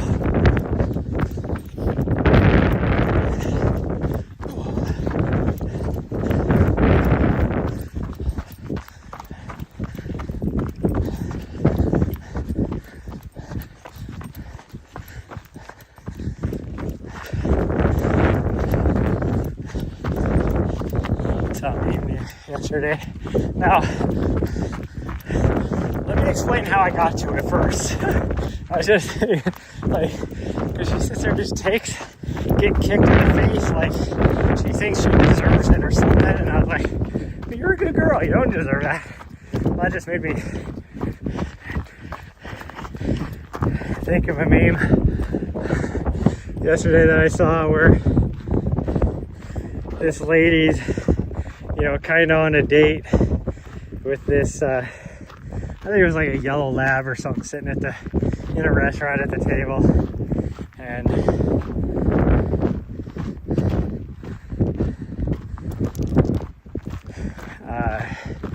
she says to the dog that she really likes dating the bad boys. The dog's like, oh, this isn't gonna work out then because I'm good as I was like, that's actually kind of funny.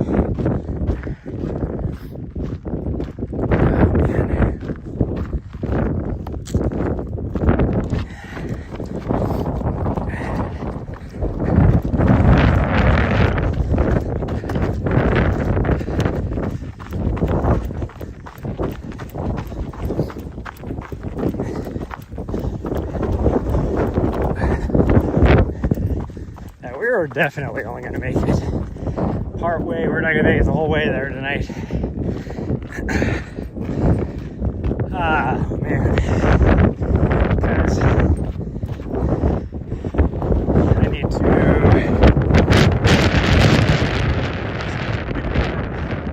all of a sudden.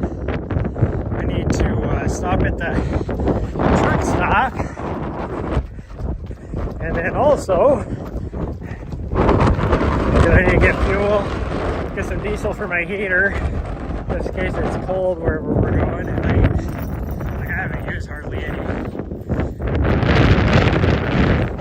diesel. My tank is easily like, probably still got 3/4 of a tank in it.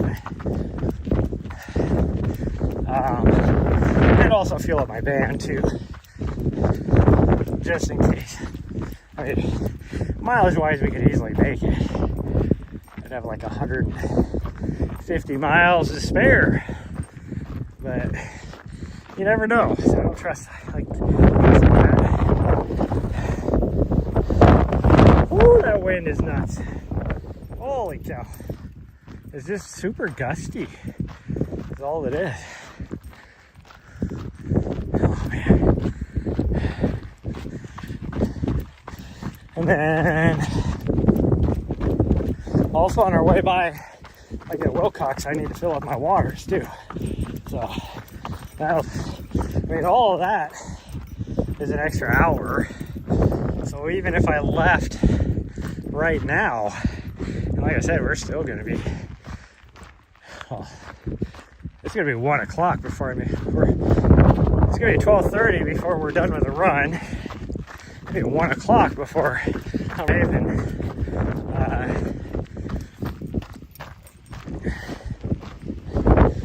it'll be 1 o'clock, so even then, it's like 6.5 hours of driving.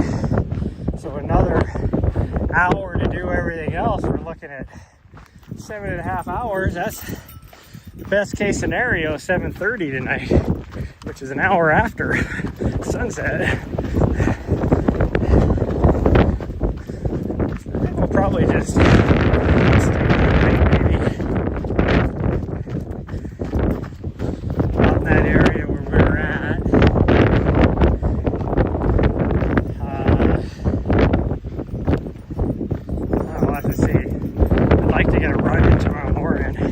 maybe we'll do a run out there where we were not training before.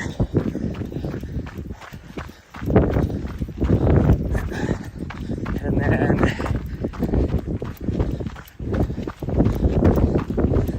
go look for a campsite up in the mountains. We'll see.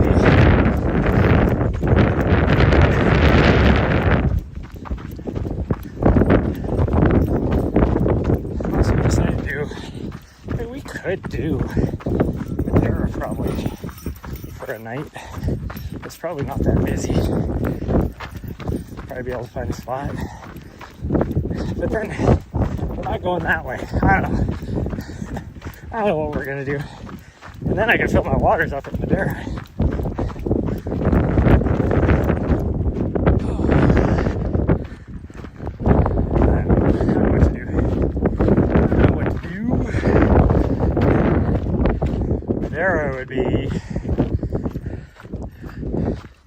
We'd definitely get there before nighttime, and then we could wake up tomorrow morning, as long as there's not a lot of snow up on top, and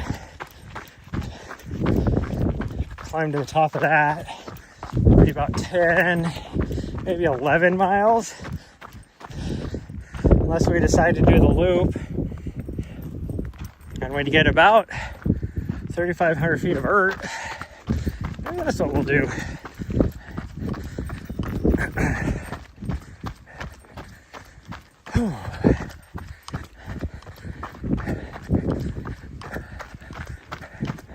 Will you quit stopping in front of me, you fool?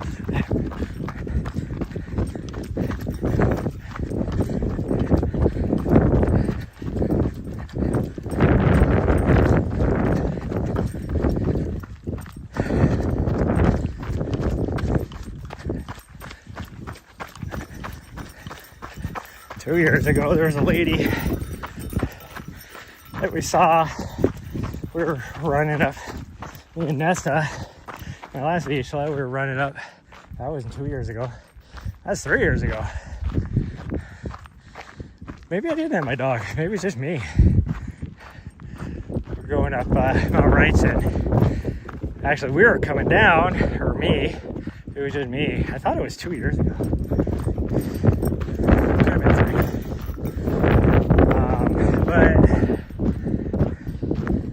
See this lady running up this area, this one stretch, which is so steep. It's like super switchbacky. And I was like, I think it was in one of my videos even.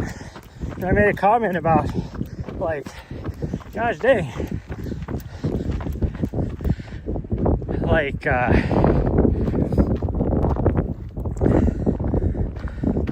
Like who is this lady being able to run up this thing? It's like crazy steep right there. It's right where you're essentially switchbacking up the cliffside. So you have to go up and over. And then fast forward a little bit, and I was bringing her in, because I recognized her. I was bringing her in on run cam at Cocodona 250, and on the live stream they mentioned how, like, she did a lot. She's from Tucson and did a lot of training up in the Santa Rita's and stuff. And I was like, oh, that's who we saw up there. I think she finished third probably that year.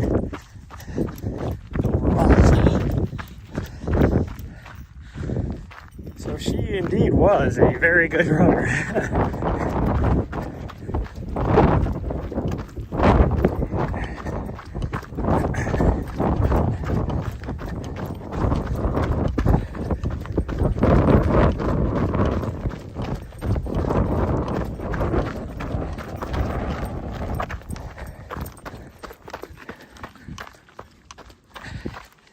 I was thinking back, and even like before UTMB, which I was definitely in the best shape of my life.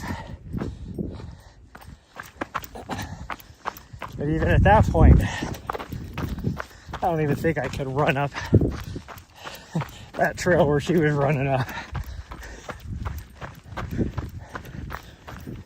Who knows? Maybe it was just because I was not in good shape then when I was on it.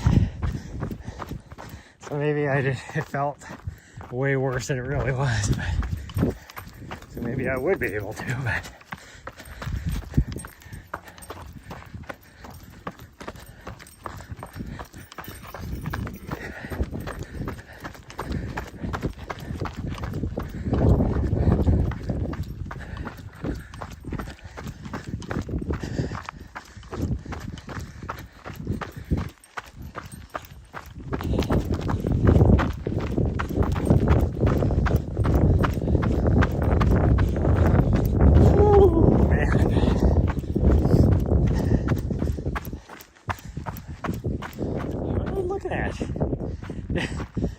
stopping and then like looking off in the horizon like she's contemplating a philosophical question or something.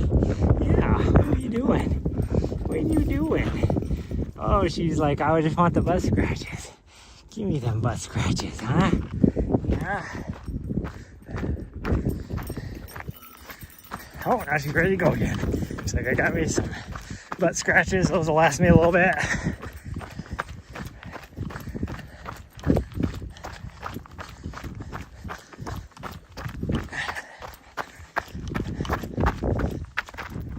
Oh, that didn't last very long.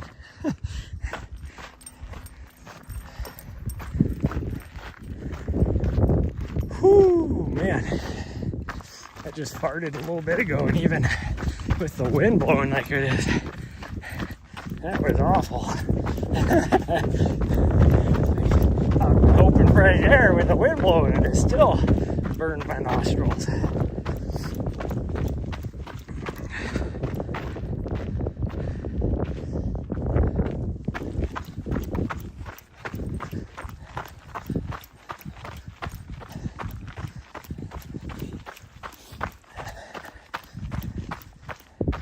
You know, you're hogging the trail when you do that. This trail is not that big.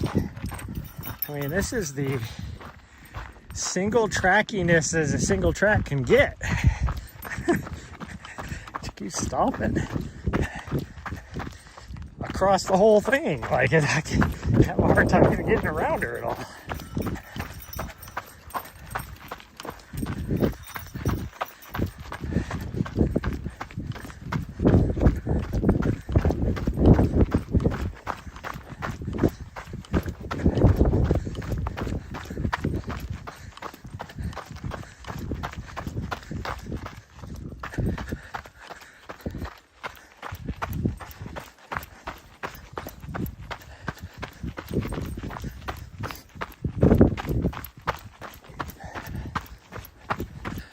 This is our high point over here, isn't it?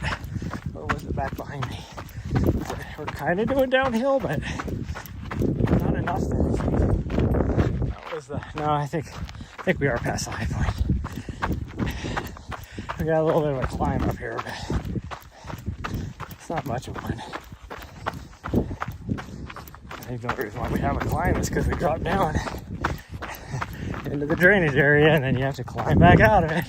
Every single one of these. I like that.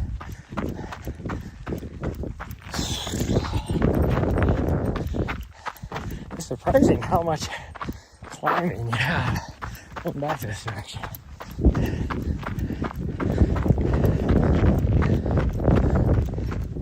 Because we've done about 400 feet since we left the road back there 2.5 miles ago or whatever it was.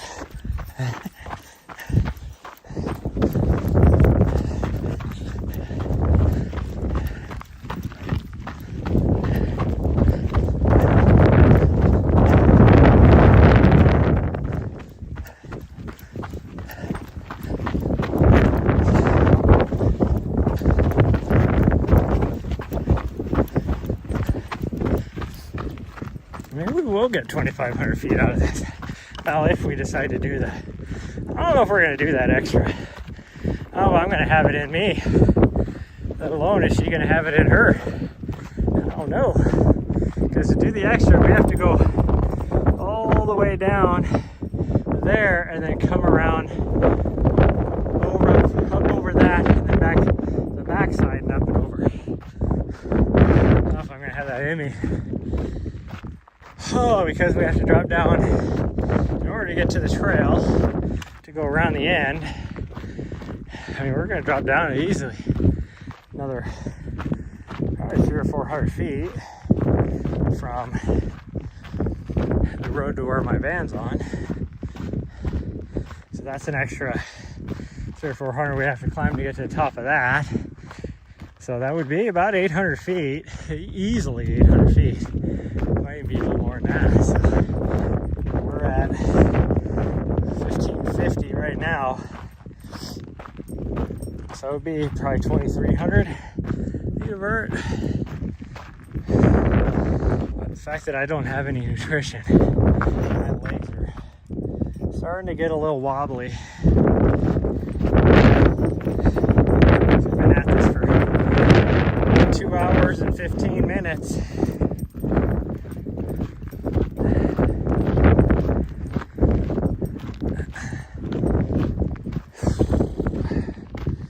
I just have to deal with what we're gonna get, and you get what you get, and you don't cause a fit, or you don't have a fit, or whatever this saying is. Oh man, yeah, my legs are starting to feel it. Whew. We're at almost 8 miles. To get down to there is from here about 2 miles? Is it that far? I mean, it doesn't look that far because I can see those black tank, and we have to be just this side of it. So it doesn't feel like it would be that far, but the trail winds around a lot. So I don't know. And we would go up and over right before this little peak, and right after that there's a little bit of a little saddle there that you climb up and over. But you're pretty much you're continuing uphill. It's not like really it is a saddle, but once you get to that saddle, you're still going uphill. There's no downhill. And you're just climbing the backside of the ridge, and then we would come back down right up here somewhere and come back down the road. It's actually more this direction. You can't see it from this angle. I mean, you can see the road we're going to come down, but it's partway down by the time you see the road. So we would definitely have over 12 miles. I bet we'd be closer to 13. We would be closer to 13 because we're almost at 8 now, and I know it's 4.5 that loop. Well, we'd be a 1/4 mile less because we're not doing the full loop, so it'd be about a 1/4 mile less. So 8, probably got 1/2 mile to the road, which would be 8.5.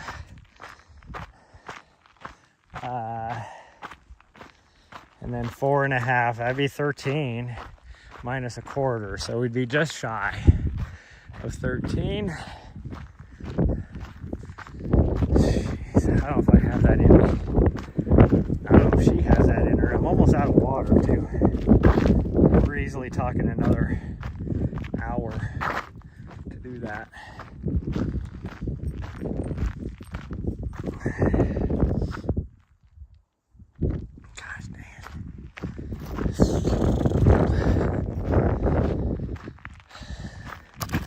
She probably has it in her. She's not panting as hard, but do I have it in me? That is the real question. Because my legs are not doing so good now.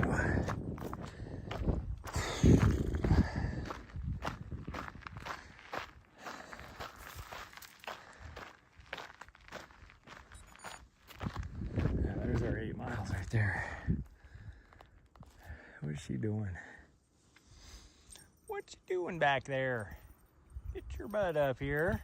Here she comes.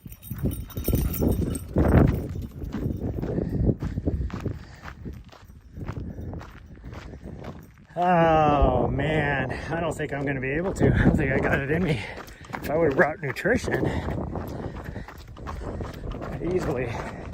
It's too late now. Even if I just did a 1/4 mile up to the van, well, one, if I go to the van, she's done. She ain't gonna go anymore. There's no convincing her to be like, okay, let's go back down a 1/4 mile and hit the trail and continue on. She's done. But two, even if I went to the van, got some nutrition in me, it ain't really gonna hit until I'm back already. Like, it's not gonna help me. Because anything that would help me right now is stuff I would have taken an hour ago. Or at least half hour ago.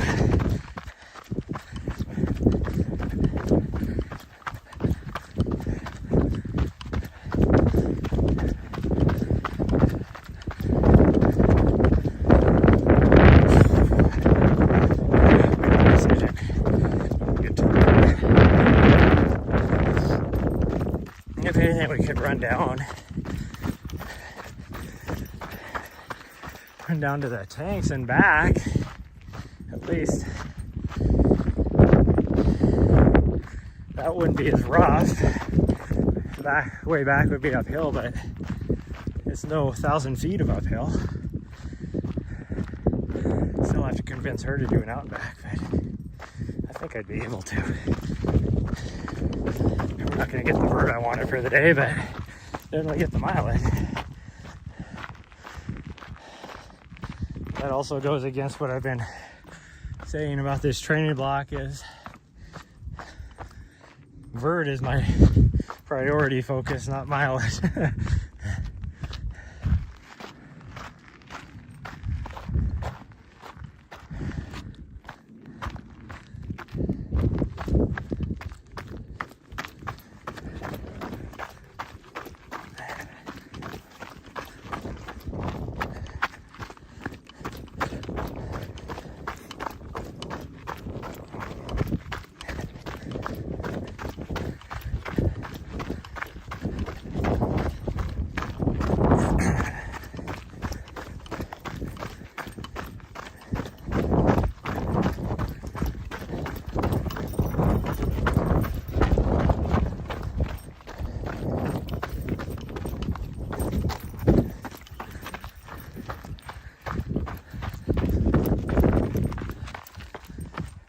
Hi, sweet girl.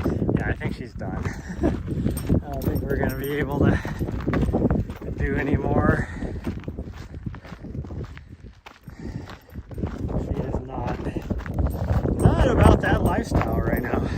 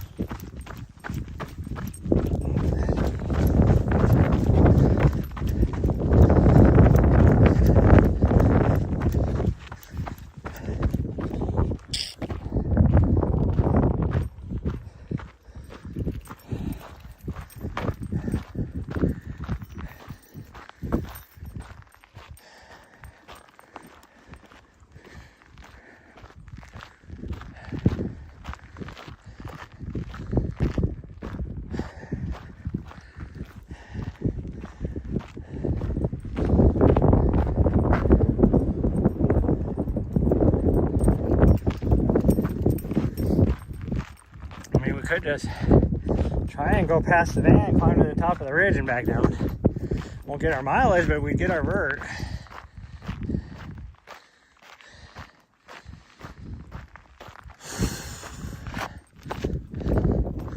We'll probably be able to will that through my legs.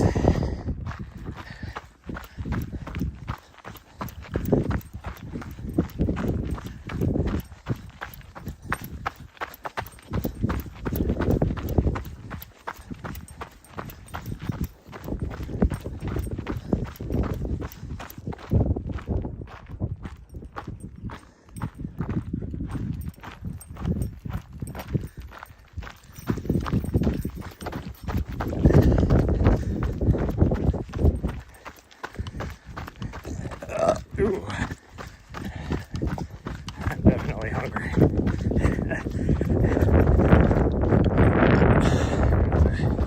The burpee hiccups now. Earlier I had the hiccups. Now I got the burpee hiccups.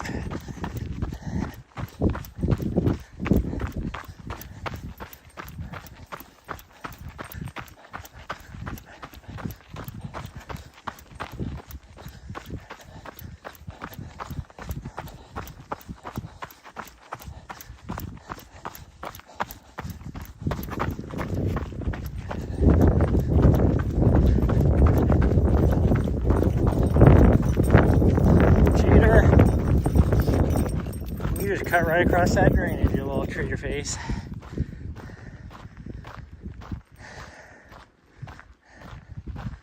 You little cheater face. Cheater butt. Cheater butt. Oh, okay, I guess we're going this way. I was gonna let her decide if she was gonna keep going down the trail. I would have gone, but she is telling me she's done. She's like trying to stand in every piece of shade. She keeps stopping on the trail in front of me. And oddly enough, because normally she tries to go, continue on down the trail, even when we get to the road here. She knows where the van is. And she tries to get us to keep going down the trail almost every time. So the fact that she turned to come this way, she tells me she's done. I mean, she's still happy. She's got her tail, little butt swagger going, I guess you could say. But she's definitely I found a rabbit. I'm tired now. She definitely found a rabbit, that's for sure.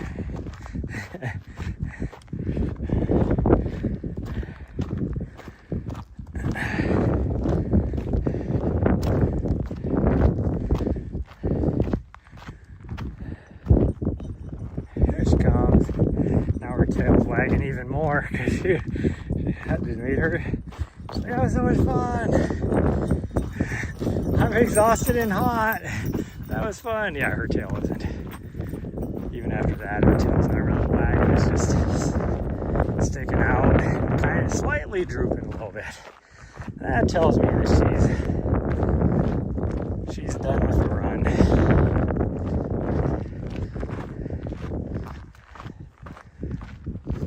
She's had enough.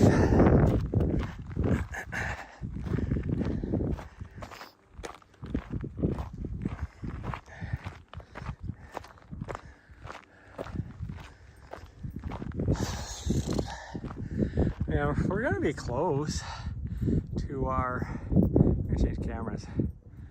No, this way. There we go. We're gonna be close to our vertical goal for the day. So yeah, we didn't get our 12 miles, but some dumbass, not gonna mention his name, but he might be on camera right now, forgot to pack nutrition.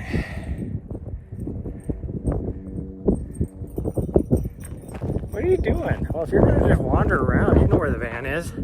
I'm going. I don't know what she's doing.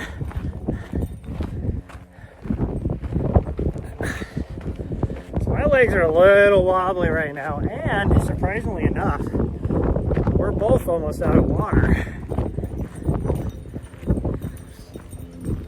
Which I'd be fine if she's almost out of water and I still have water, I just give her some of my water, but I don't have enough water for both of us. And that wind is kicked up too.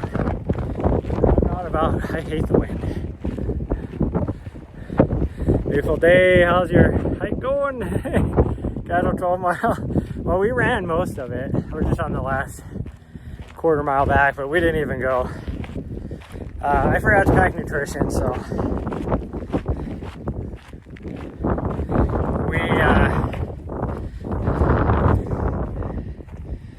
we're gonna be right at 9 miles. But we're like just 100 yards from the van now. I always just walk this last little bit just to cool down a little bit, whatever. But we actually did push pretty hard. My ankle's feeling great today, so we pushed hard up the hill, then down the hill, and then up the ridge on the other end, and then back down, and then all the way back to whatever it is, 3.5 miles on the single track. So doing all that without nutrition, I'm pretty well spent. But I was willing to go. I was gonna force myself to go, but even my dog, she's been the last 2 miles, she's been stopping on the trail in front of me, which the only time she does that is, I know when she does that, she is done with the run. And she's feeling warm. The sun is really heating her up today because she keeps stopping in the shade of trees and all that. So when we got to the intersection here where the single track hits the road that we're parked on, where she usually tries to continue on down the trail, which I was going to be okay with, but she immediately turned and started coming up to the van. So I was like, well, if you're done, I'm done. And really now, seeing that we're at 9 miles, our run would have been closer to 14 if we did the route I was wanting to do. So, and the wind is really starting to pick up, and I hate running in the wind. It's been nice all morning.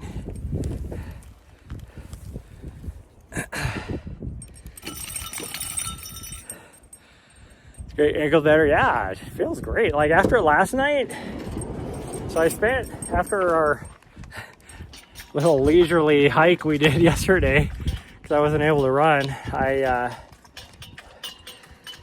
put in my outlet that I wanted to get in. That took like 2 hours, because once I got into it, I was like, oh, well, now that I have all this tore apart, I might as well fix this and this and this too. So it took us 2 hours to do that. But then after that, I spent the time in, I'm gonna fix this actually before we leave. But I spent the time like fix the stuff and all that. It took like 2 hours. And then after that, I used my scraper and just worked on my ankle, which made it feel better. And so last night when we did our run, because I had to do something with her, I could feel my ankle. But by the time we got about 4 miles into it, it was starting to feel a lot better. And so, but then when we got done, I could still feel it last night before I went to bed. But when I woke up today, it feels great. And so I was wondering how it was going to be on this run, but it did good. I didn't feel it at all on the run.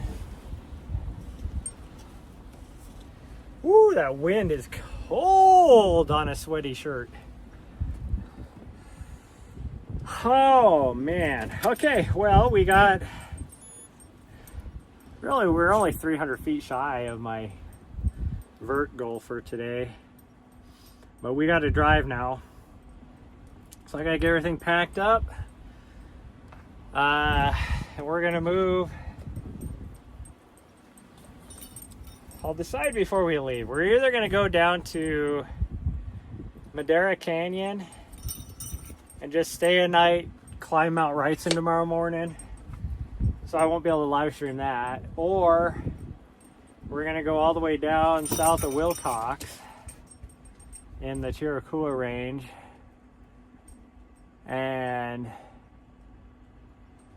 but if we do that, I'm not gonna make it the whole time today because we're gonna take the back roads. So I'll have to probably stop in the San Simon Valley probably. So maybe we'll get a run there tomorrow and I can live stream that, and then we'll head the rest of the way. I don't know, we'll figure it out. What temp's too hot for you to hike it? Well, if hiking in Arizona, I can do, 110 degrees. But running, like 80 degrees is too hot. It doesn't matter where I'm at. Arizona, it don't matter.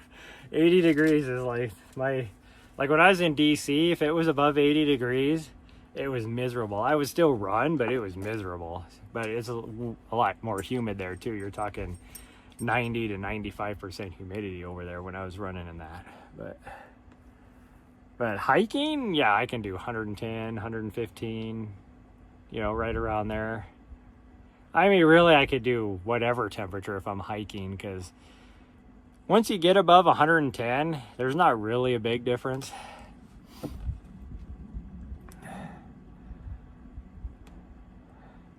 $100 was your limit. Well, I'm used to feeling gross, so that doesn't faze me. I live the van life, so I'm lucky if I get like an actual proper shower. I'm lucky if I get one every month. Sometimes that's even a luxury. I mean, I still like bathe a little bit, like do little whore baths, but yeah, I mean, even a whore bath is like once every 3 or 4 days. So I pretty much constantly feel gross, so that's just a given for me. I'm gonna go grab something out of the back here.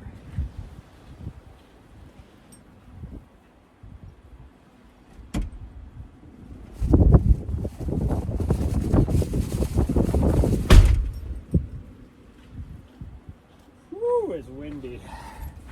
That wind came out of nowhere. It wasn't that bad, but man, all of a sudden it is like nuts. Oh, I need to grab this other piece out of my vest. Hi, sweet girl. Yeah, you're done. You were done. No joke there, huh? Yeah, she was definitely done with her run. Because she is... Ooh, I can raise that out a little bit. She is passed out in the front seat already. Grab this. Try and fix this cable.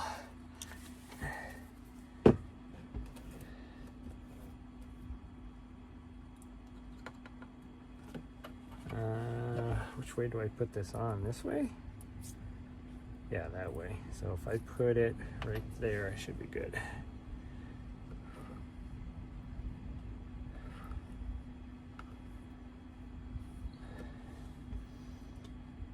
So I'll go like right here with it.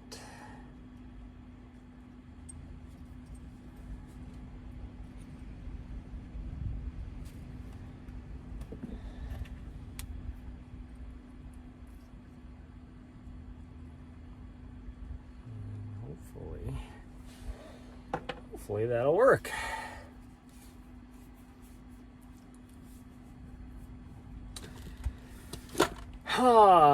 Okay, well, I'm gonna take off. We gotta go run by the truck stop and get some fuel before we head over on our back roads, and then because to get where I want to get to, I don't know, should we try and knock out Mount Wrightson tomorrow morning? I say if I go to Madera, I can fill up my water there.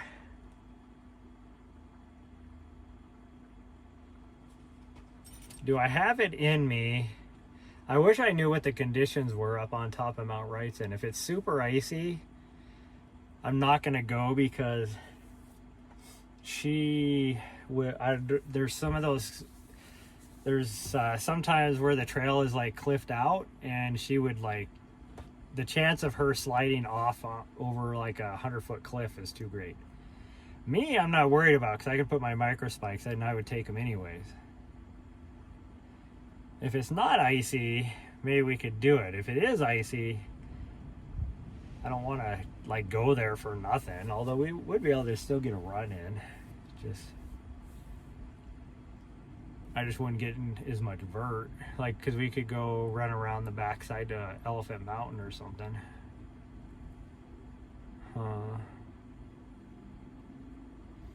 Or we could go up over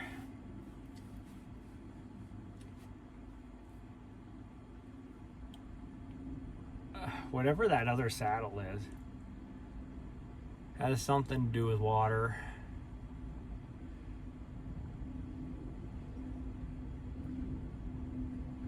Something Agua saddle, I don't know, whatever it is. We could do that. I don't know, maybe we will.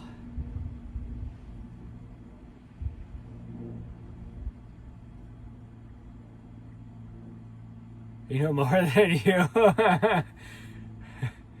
Yeah, Madera Canyon's awesome. I love that area. But I want to explore Chiricahua or Chihuahua, which is south of Wilco. It's like Chiricahua is as far southeastern in Arizona as you can get. So the south end of the mountain range is like on the Mexican border by Douglas. And then the north end of it, I mean, it's a different wilderness area by Wilcox, but it's basically the same mountain range.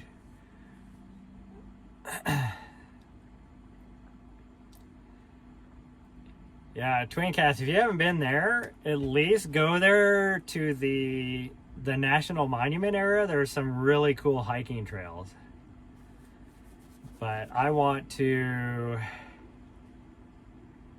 run the ridge lines over by all the peaks, but the National Monument is like supposed to be really beautiful. And there's some really cool hiking trails there. But we're gonna run the ridge, do Chihuahua Peak and all those peaks over there. It's about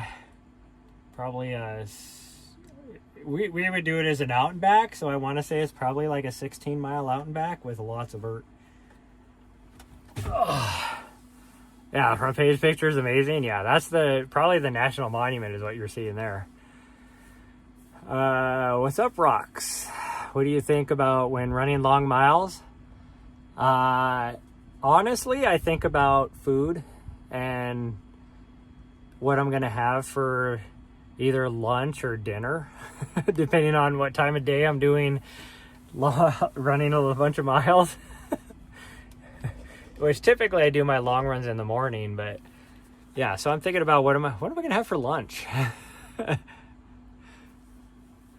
But I live stream if I can live stream any of my runs, especially my long runs, then I'm talking to chat, so I'm not really thinking about much. It's just whatever our conversation is at the time. Like, I will easily go out and do like a 4 or 5 hour long run and just live stream and talk to chat the whole time, and before you know it, it's done. You're done and over with.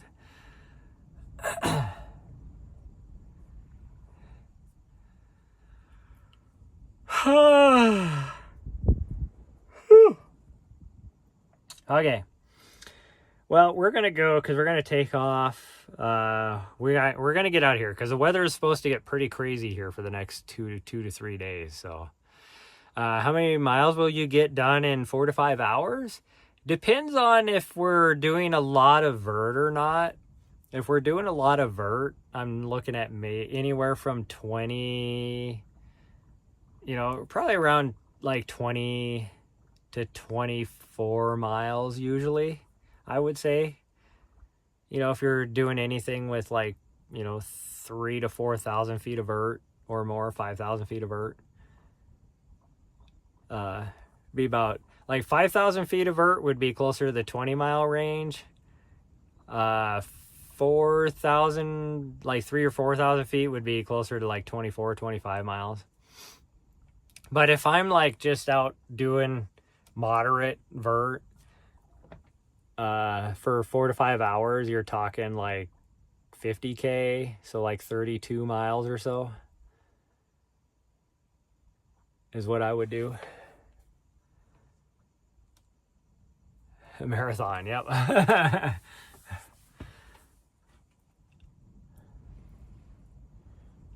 Okay, my dog is passed out. I'm gonna go, but you'd hate me as a hiking partner do 5 miles in 2 hours. Well, hiking's different though. I mean, you gotta remember, Most of the time I'm running. I'm not hiking. Like some of the really steep part, I'm hiking. But other than that, I'm running. If it's anything less than a 20% grade, I'm running. I'm not hiking. If I'm just out hiking, then yeah, I'll do... I enjoy myself, and I take and stop a lot and look at the scenery and all that. So I might do maybe 3 miles in an hour, and that's, even probably not even that, because I just like to enjoy myself when I'm out hiking. But running, that's different. Most of the time I'm running. I'm a trail runner, so I am usually running. I didn't even notice my overlay wasn't working the whole time. Nobody said anything that my overlay wasn't working. I could have reset it. I didn't even notice it wasn't working, but whatever. Just turn it off, I guess.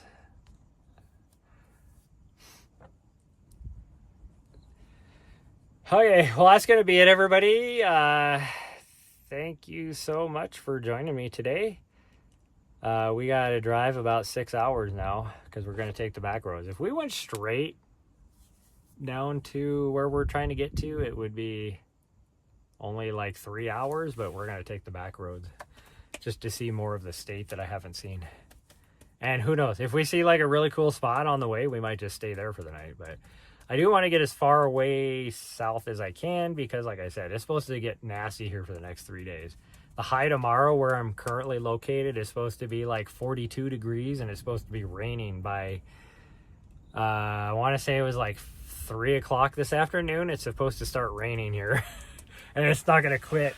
Winter storm warning for like Thursday. It's just going to continue on at least through Thursday. So we're going to get further south where the weather's supposed to be nicer, and it's an area I wanted to explore anyways. I wasn't even going to stay here as long as I did, but the weather was so nice, I figured why not. So, but that's going to be it. Thanks, everybody. If you're over on my YouTube side, hit that subscribe button. If you're on my Twitch side, hit that follow button if you haven't. And I will see you guys next time. Maybe tomorrow. We'll see. I'll let you guys know. I'll put something in the story if we're going to be able to run tomorrow morning or not. But I'll let you guys know. Bye, everyone. Love you all, and I'll see you next time.